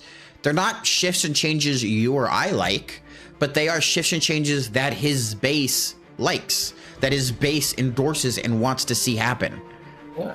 Oh, absolutely. I think most things people forget, like, or they don't think about. Most things happen because someone has an idea, right? Mm-hmm. When there used to be in the state of Oregon, most of the funding that came in did not go to like minority backed things. And about 10, 15 years ago, a lot of minority chambers and things started popping up, and they said, we want more of that. So they started lobbying them, they started asking more, they started writing letters to the governor, and it happened. How did that happen? One person at the Native Chamber said, I want change. Individual taking action. This is my idea and it's going to happen. So it's as simple as that. And Donald Trump, you're right, is very good at that, saying, I want this to happen. How do I make this happen? And everyone's like, I guess you could do it this way. He's like, do it. Do it now. And they're like, what do you mean, do it? And he's like, I'm giving you the order, make it happen. And people go, I guess we have to do something now. Yep. And most people don't like doing things. That's the truth. People prefer to be sedentary, the most of people. And that's like you and me, who have a certain amount of money and we're happy with our lives. We don't strive for the golden sun. We don't want to have statues of us in gold in the middle of Gaza. We don't want those type of grandiose ideological situations to happen around us. Trump does. Yeah. Trump thrives on that. He wants the sycophants to be falling over his words, or the words of Musk, or the people he appoints to power. Well, what's that quote? Most people are sheep, and they're happy that way. Mm-hmm. And it's true. Most people, like, when people say sheep like it's a bad thing, it's like, yeah, but like, there's sheep. I mean, if you're saying people like in a crowd, they're like, I'm not a sheep. It's like, yeah, you are. You want to be. You just don't know what side of the sheep you're on, buddy. Yeah, exactly. You don't know, and the thing is you don't like. Someone duct taped a wolf tail to you and said you're powerful. Go ahead. Yeah. And the wolves are running the fucking pen right now. They're taking your money. And the thing is now you have caged the fucking wolf hounds, the people that are protecting you. Mm-hmm. Your Department of Justice and all these different safeguards. You let the wolves in. You took the gates down. You caged your wolf hound. You did everything, and you gave them the key. And you're like, I'm not a sheep. And you're like, you're still a fucking sheep. That duct tape tail does not make you a wolf. They still want to eat you. You know, these guys they're stupid. It's that whole, and it's like, what? There's nothing wrong with being a sheep. There's nothing wrong. You're right. I want to go home. I want to play video games. I want to go to little events. I want to hang out with my friends, and I want to do good. That's all I want. I want to, I don't want to be. I don't need to be fucking marveled at and worshipped. I don't want that. That's stupid. Like, that's a waste. That someone else. To have the adulation and reverence of a crowd is not something that drives you, right? Oh yeah, let someone else do that. Sure. It's so I'm a fan that the vast majority of illegal border crossings have been stopped. I do think that's something that's good. I absolutely do not agree with how he's just canceling all appointments for the legal immigration system, and the introduction of a gold card versus like a green card situation. Have you heard about this? Yeah, ridiculous. The $5 million to buy citizenship. I think that's the exact wrong direction to go. That's how you fully invite an oligarchy, aristocrat system happening. Absolutely. Yeah, who has $5 million? You know who does. But the other part of it too is I don't agree with the stopping of all illegal immigration, and I'll give you a couple reasons why. One is I think part of it is hold up. Before we go into this, I do want to give a quick aside for how I think it should work before we jump into like no illegal immigration at all or pro illegal immigration. I 100% think that there should be a process where you apply for U.S. citizenship, as long as you don't have like a criminal background in your home country or whatever, where you're given a temporary citizenship for you to be allowed to work in the US, like a working visa, basically. And then as long as you're like employed for 6 months out of the year, you're approved for an extension for 5 years. And then throughout those 5 years, if you're not in trouble with the law, if you're able to maintain education or maintain workers' benefits and like be employed for that time, and you are an active member of society at the end of the 10 years or 5 years or however long it is, then you're just automatically given citizenship. You've become naturalized. You are a working active member of society and producing for the state. I think that is how it should be done, and that would alleviate so many of our issues. It would. Well, you're right, but I think it's even simpler than that. I think having an open border policy isn't the case, but like, so I'll give you an example, right? So in my family, on my Mexican side, I have a lot of people who were illegal immigrants, or still are, right? I have one family member. She has been here most of her life, right? She came here when she was 20. She's now almost 60. Has raised a family here, pays her taxes, has worked, long time, no criminal records, just a mom, married, all the good stuff, right? She's an illegal immigrant. These are people there's the ones that they want gone. She doesn't get any like social services, right? No help, right? Because she's an illegal immigrant. But that doesn't help her. That doesn't stop her from being at her son's soccer games and football games, and watching them play sports, being part of the community, paying her taxes, going to local businesses. And that is the vast majority of illegal immigrants. What they said, about 1/3 of our construction workers are illegal immigrants. Yep. What is that, like half are fucking field workers? Over half of the field workers are illegal immigrants. That's a ton, right? Easily, yeah. Yeah. So as far as our building sector and our farming sector, a bunch of illegal immigrants, and so people are calling them. They've attached this dirty word to it, illegals, right? Because we don't have a good system for taking in people. You're right, and sure, it would be better to have it that way, but we just don't have the infrastructure to even do it, to take in that many people. And so I think a lesser border law is actually right, because people talk about, well, there's all these drugs coming across the border and all these things. Like, most people that are coming over are not fucking part of the cartel, and a lot of the reason these people are coming over is because they want to leave those areas with cartel members, and they want to go for economic places. So these are more like refugees than just illegal immigrants being dirty. These are people that are requesting help, and we're America, baby. We should be giving them help. We're the home of the brave and the free. That's exactly what we should be doing. And so I don't like the idea that people are like, well, we got to stop these ideas. Like, okay, you want to stop the illegal border crossings, but you love the work they do, right? What is it? What is it's like a dog with a ball, only throw, no take. Yeah. Yeah. Yeah. What is the system you want? then send them all home, right? Send them all home and watch some of our key systems collapse. It's like the base of a food web. If you take away where the grass grows, if you take away the sun, everything above it falls apart. Like that's how our system works. And that's why I think my system, where you have work visas for a specific amount of time, check-ins to make sure that there's no violent crime, and to make sure that there's no lapse of employment for, say, like 6 months out of the year you have to be employed. If you're able to maintain that for 5 years, 6 years, 10 years, however long the people are comfortable with, you should automatically become a naturalized citizen. You've lived in the world, you've worked, operated, and communicated and contributed to the American society as a whole. You're a citizen. Yeah. That's how I think it should work. It should, ideally, and it doesn't, and we don't have enough of a system to handle the influx of people that come and do it that way. We just don't. It wouldn't be that hard, I think. I really don't. It would just, you would need a nationalized ID. You would need a base of U.S. workers. You know, that's a whole government system where people be able to be checked in on, to be able to be tracked and maintained. And as long as they're not, you know, getting in trouble with the law for violence, drugs, large-scale fraud, or anything else crazy like that, like, you should be allowed to be a citizen. Well, you know, I mean, think about it. I mean, I agree with you. I think that'd be great, and expanding that system, I think, would be a lot. But so the opposite of getting rid of these people is also worse. And the thing too, on top of it all, we don't make enough babies here. We need immigration. Like we absolutely need immigration. And people are also like sending them back home. It's like, you're too stupid to understand. Well, one of the major reasons why we don't make enough babies, right, for replacement levels, is because we don't have the replacement level economy. We don't have the 20-year-olds who are able to support a family of 4. That's how you get a replacement level economy and citizenship. You have the 20 to 30 bracket able to have fucking kids without going into generational debt. That's it. Yeah.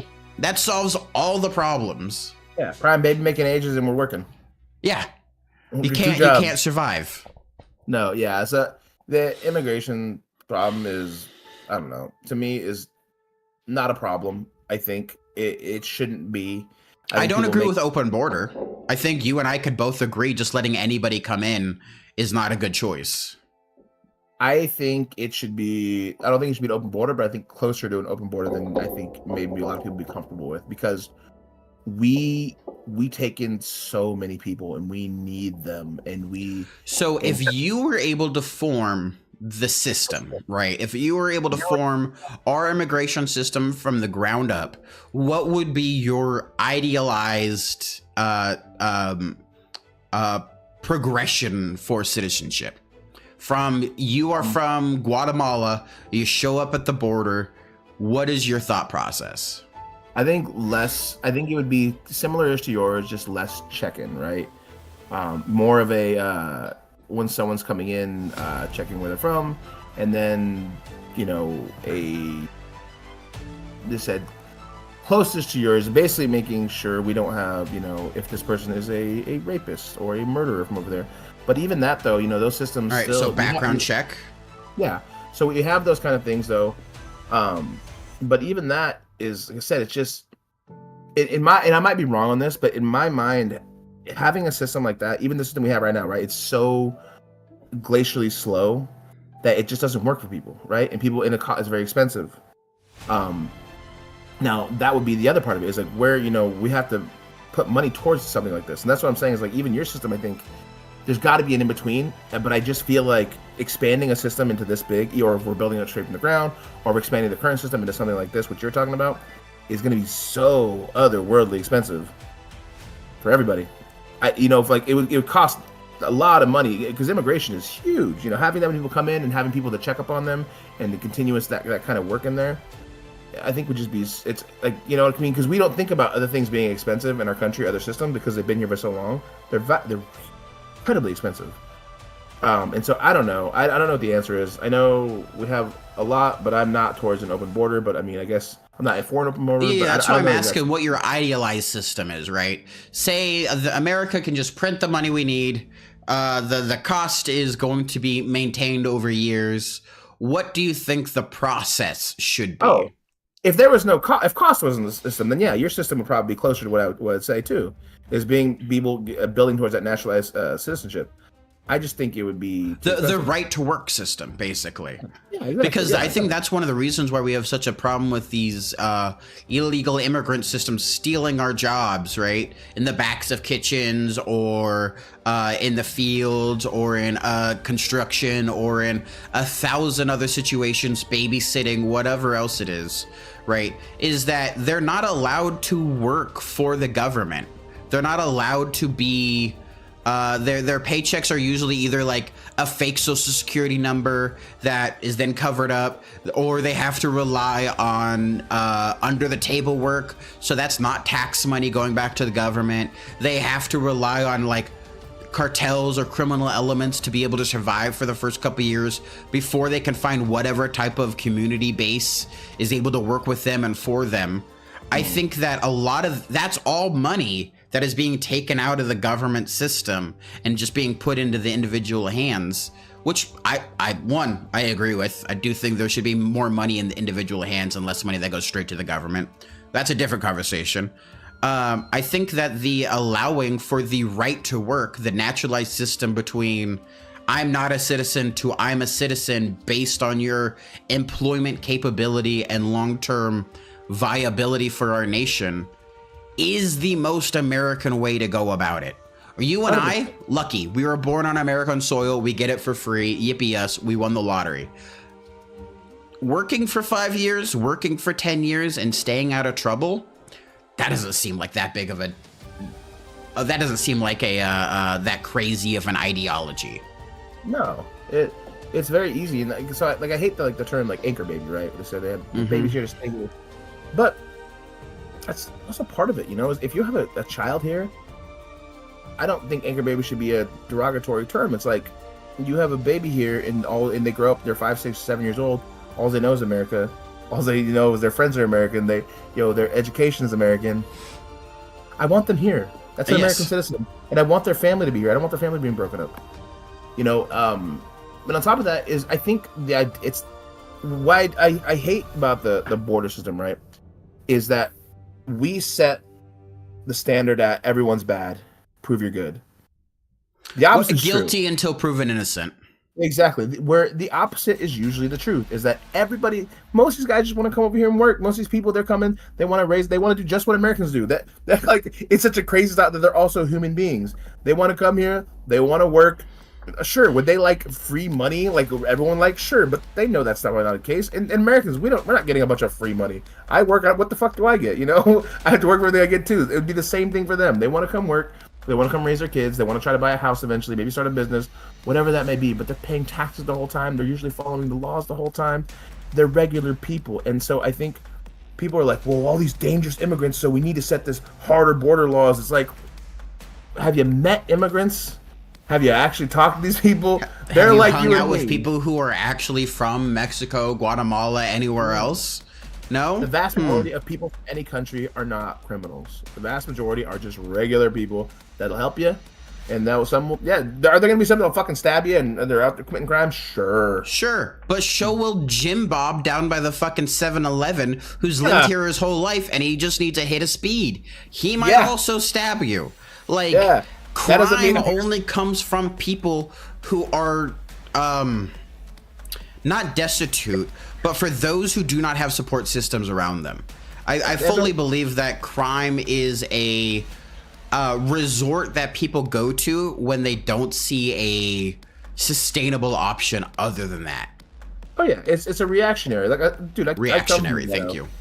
Yeah, no problem. Yeah, I come from the ghetto where me and my cousins talk about it. We had to lose our ghetto mindset where it's like, you know, you're kind of only looking out for yourself. You see friends, you know, and you're like, oh, dude, don't leave that there. Someone's going to steal that. Because that's what people from your neighborhood would do. But then when you realize, like, oh, you don't need to steal things. You can just work. You're like, oh, okay, this is way easier. People don't hate me. All right, cool. You know what I mean? And And you give people the opportunity to do that, they will do that. Yep. If you give people the opportunity to be good, they'll be good. And that's Taking just off. Here soon, yeah. There's food for you out in the living room. There's food for Or in me. the kitchen. What'd you get me? I went and got you some barbecue. Usually you get off within around 4. Yeah. We're just chatting. You guys are chatting, so I just want to make sure. All right.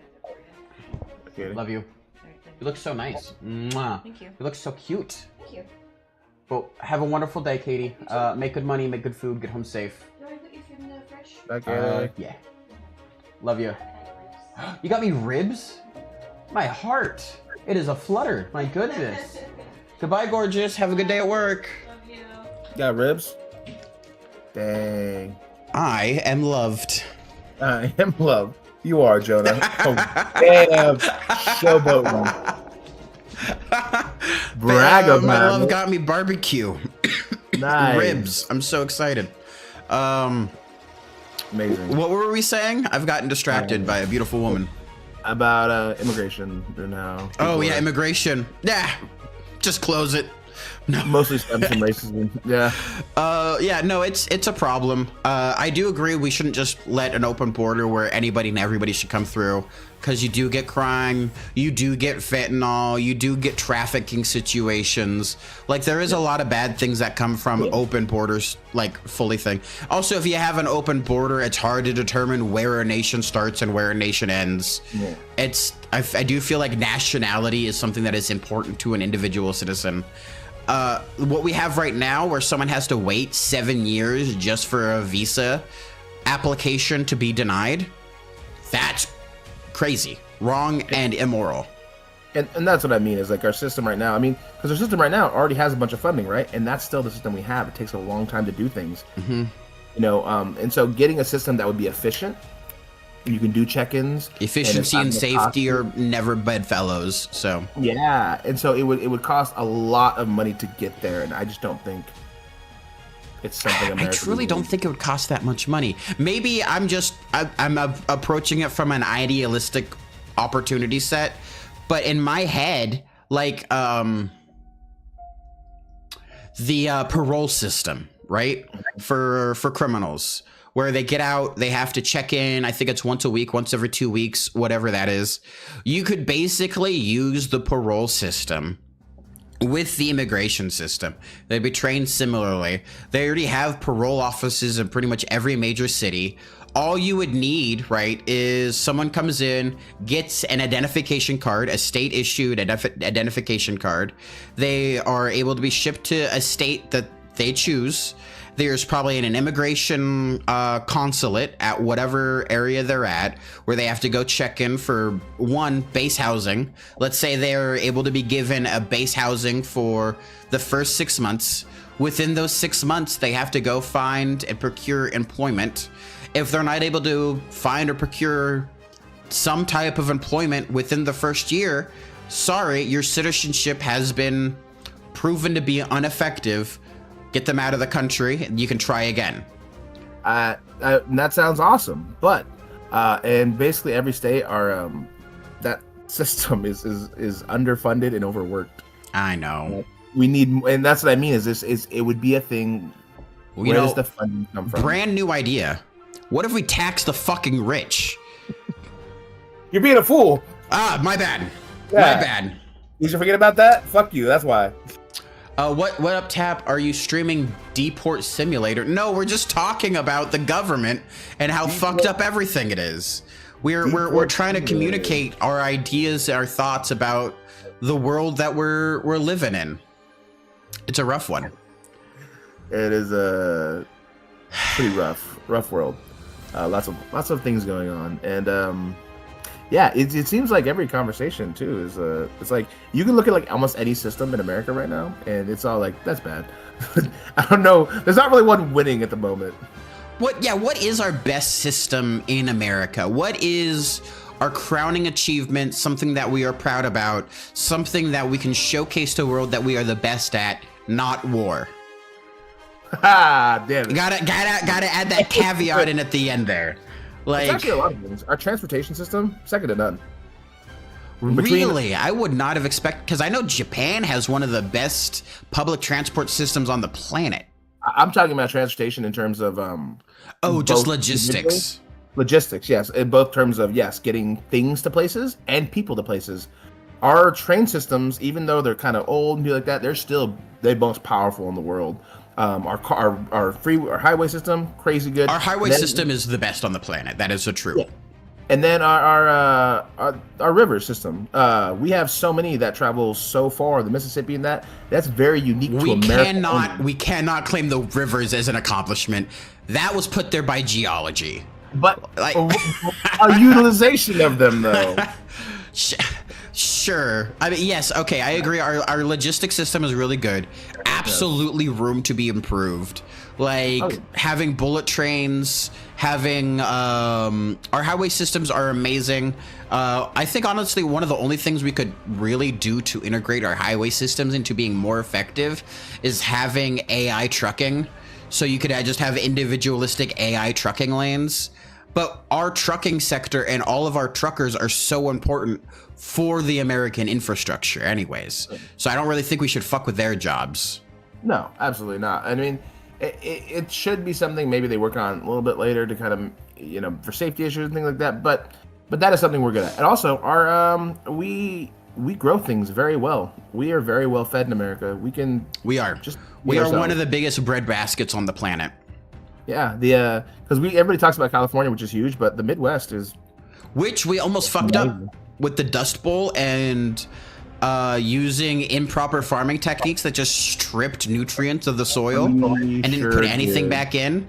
Like, Oh, and if you think we'll learn, boy, well, that is basically the only thing still intact from the Green New Deal, from Taft or whoever it was that did that.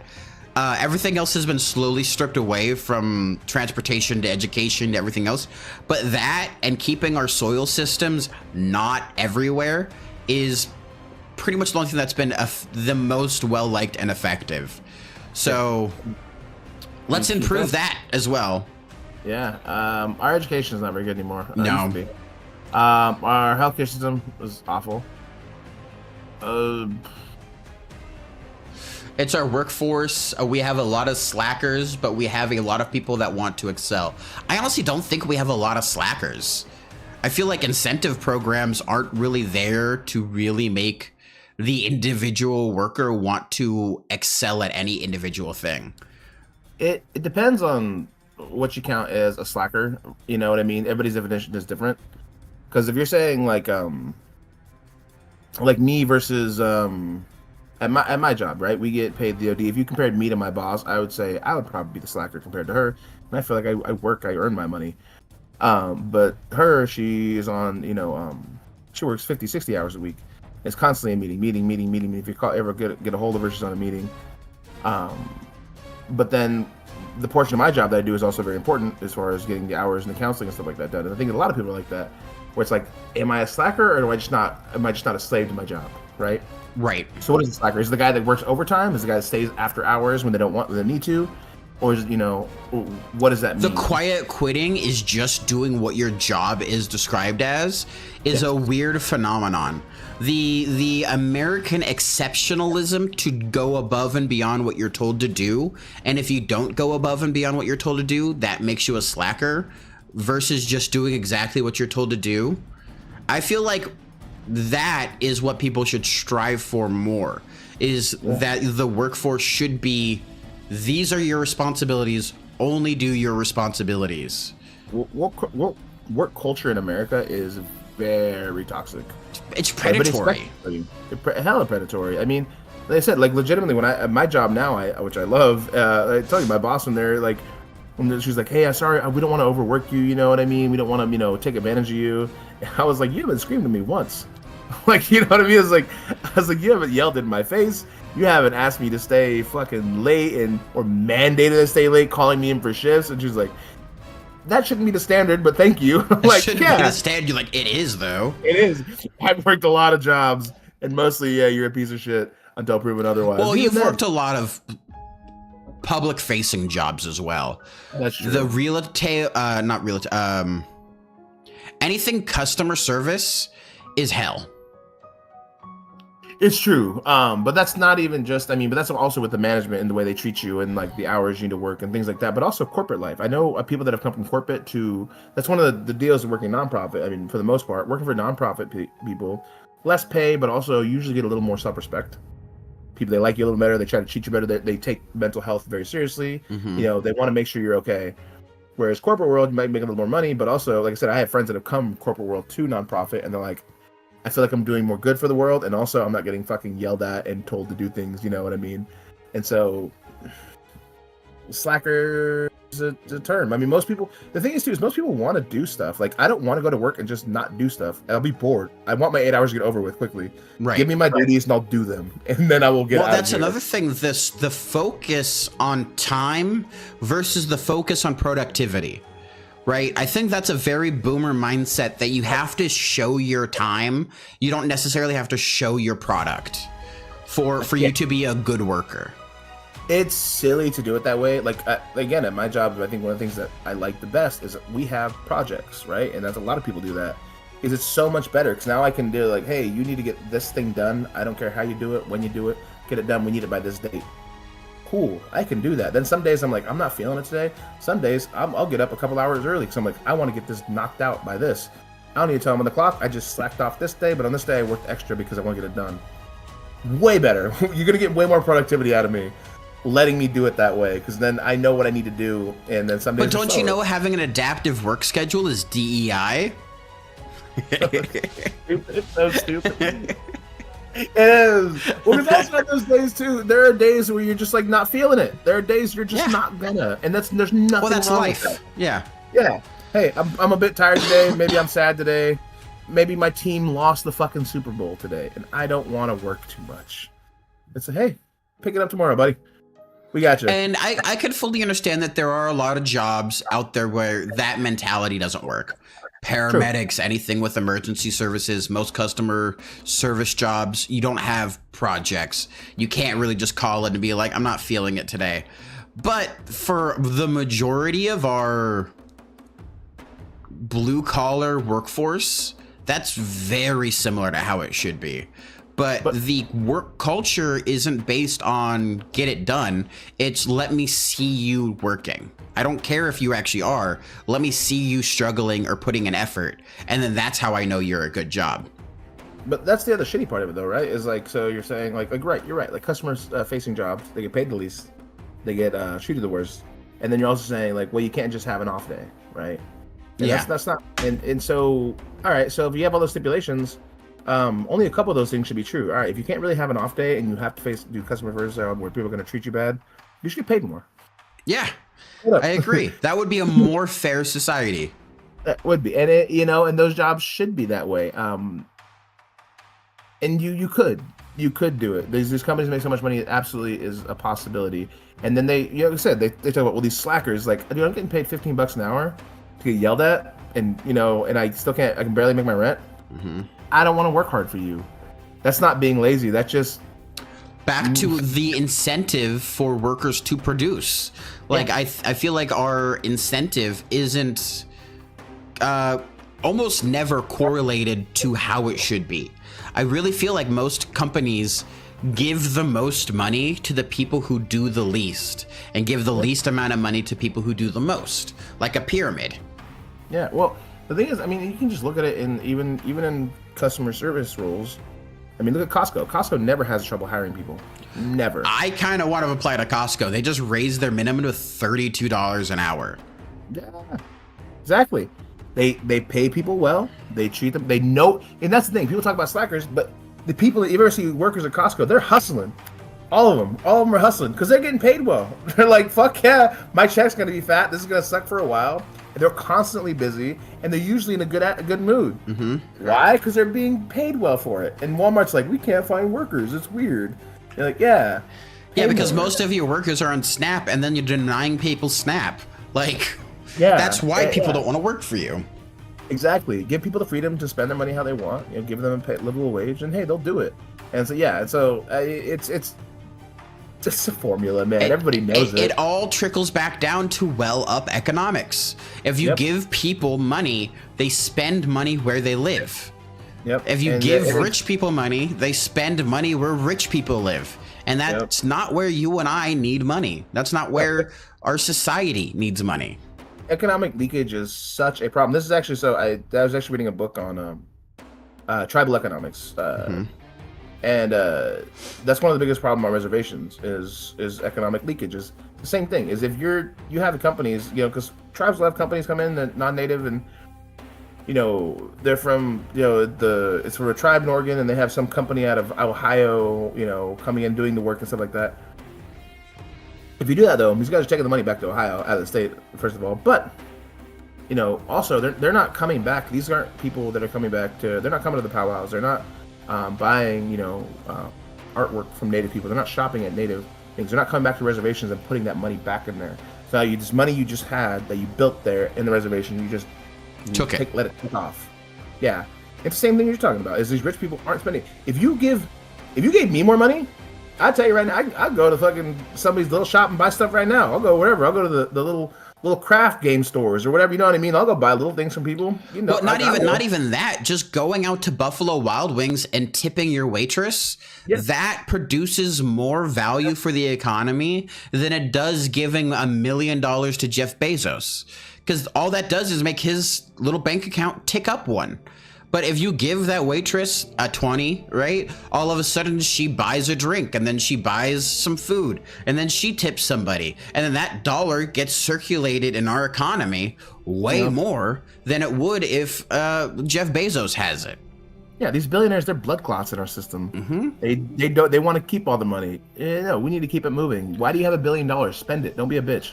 Trickle down economics would work if the person at the top didn't have a siphon that led off to a fucking dam that they were using to hold all the water so that it doesn't trickle down. Like the trickle down requires trickling.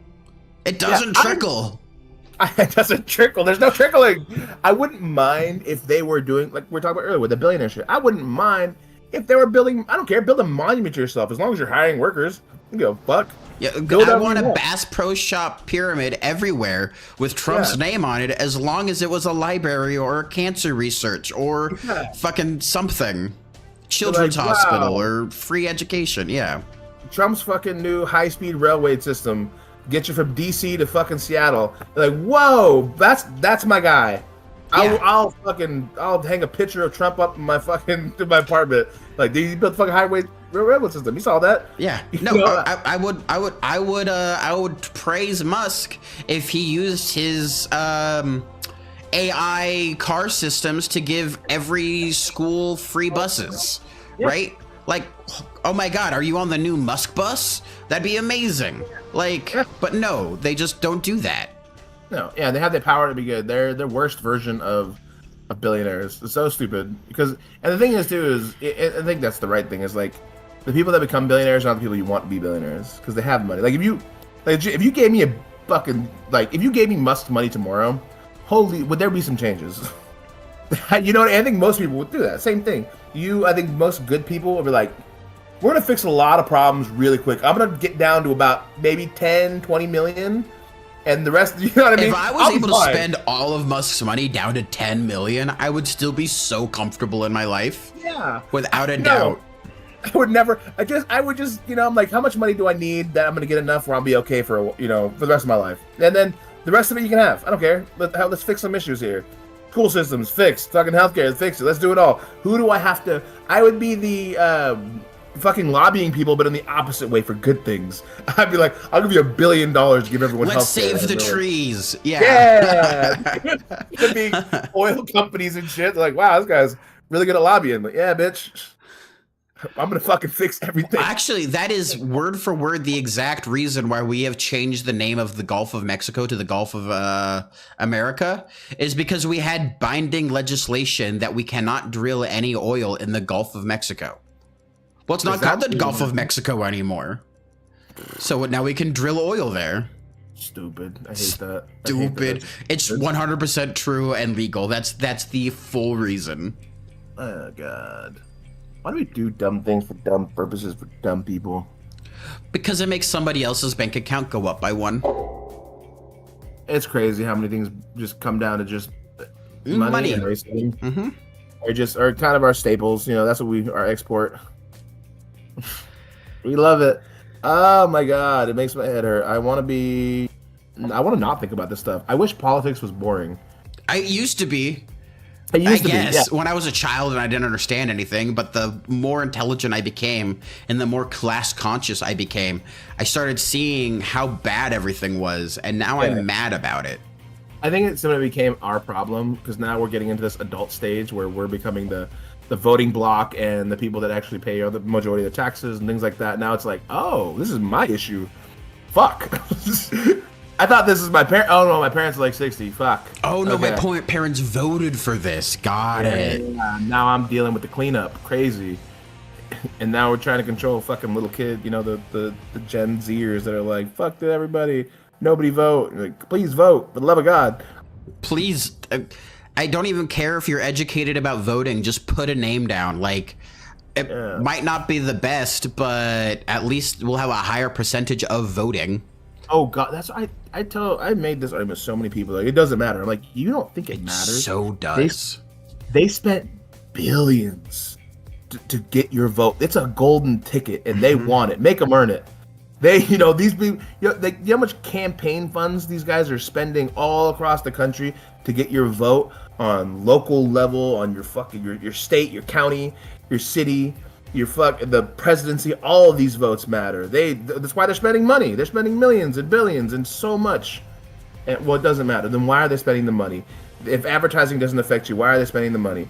If they think certain things don't matter, they wouldn't spend money. These people aren't dumb. Voting absolutely matters. And it's frustrating. People are like, well, I just won't. You're like, well, you're being a bitch. It's my protest to not vote, which I absolutely think that on every single election, there should be an option that says neither of these people. And if over 50% of the people vote neither, you redo the election with new people. Yeah. God, would that change so much in our entire world? That would. That alone would change drastically. We'll never see it, but I think it's a good choice. Absolutely. I mean, I'd be game. I'm game for almost any changes at this point. Let's change something.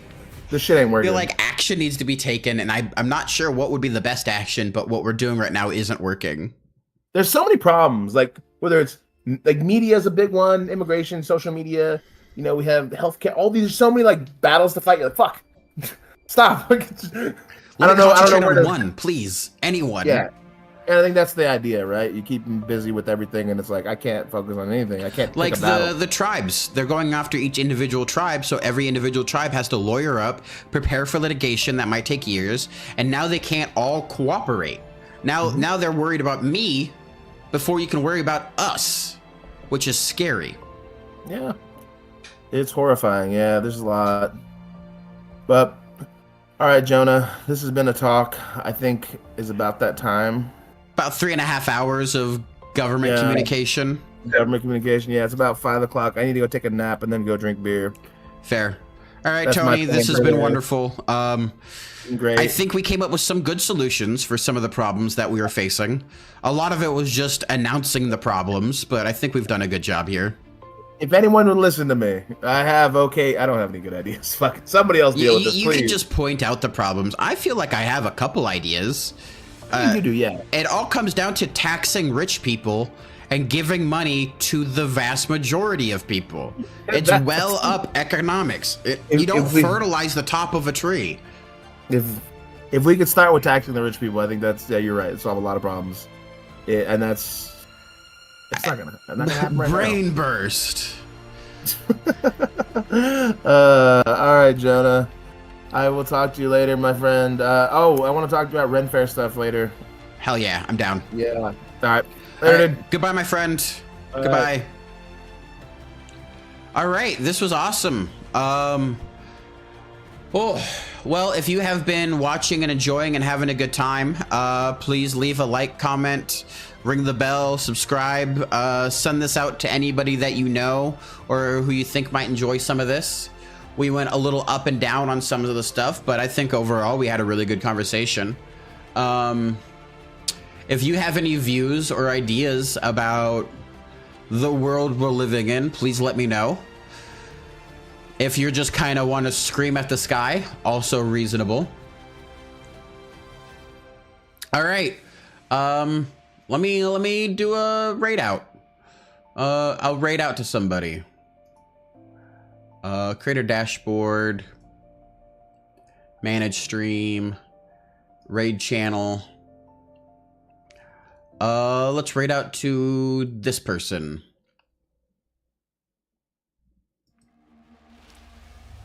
Sweet. Well, thanks for coming in. I'll probably jump on in probably about an hour or two. Play some Darktide. That'll be fun. In the future, have a good day. Oh, as always, live your life with some peace, some balance, and some love in your everyday. And the most important thing, the least important thing, and the last thing to say of any good stream is, in fact, end stream. Till next time, my friends. Till next time. End stream.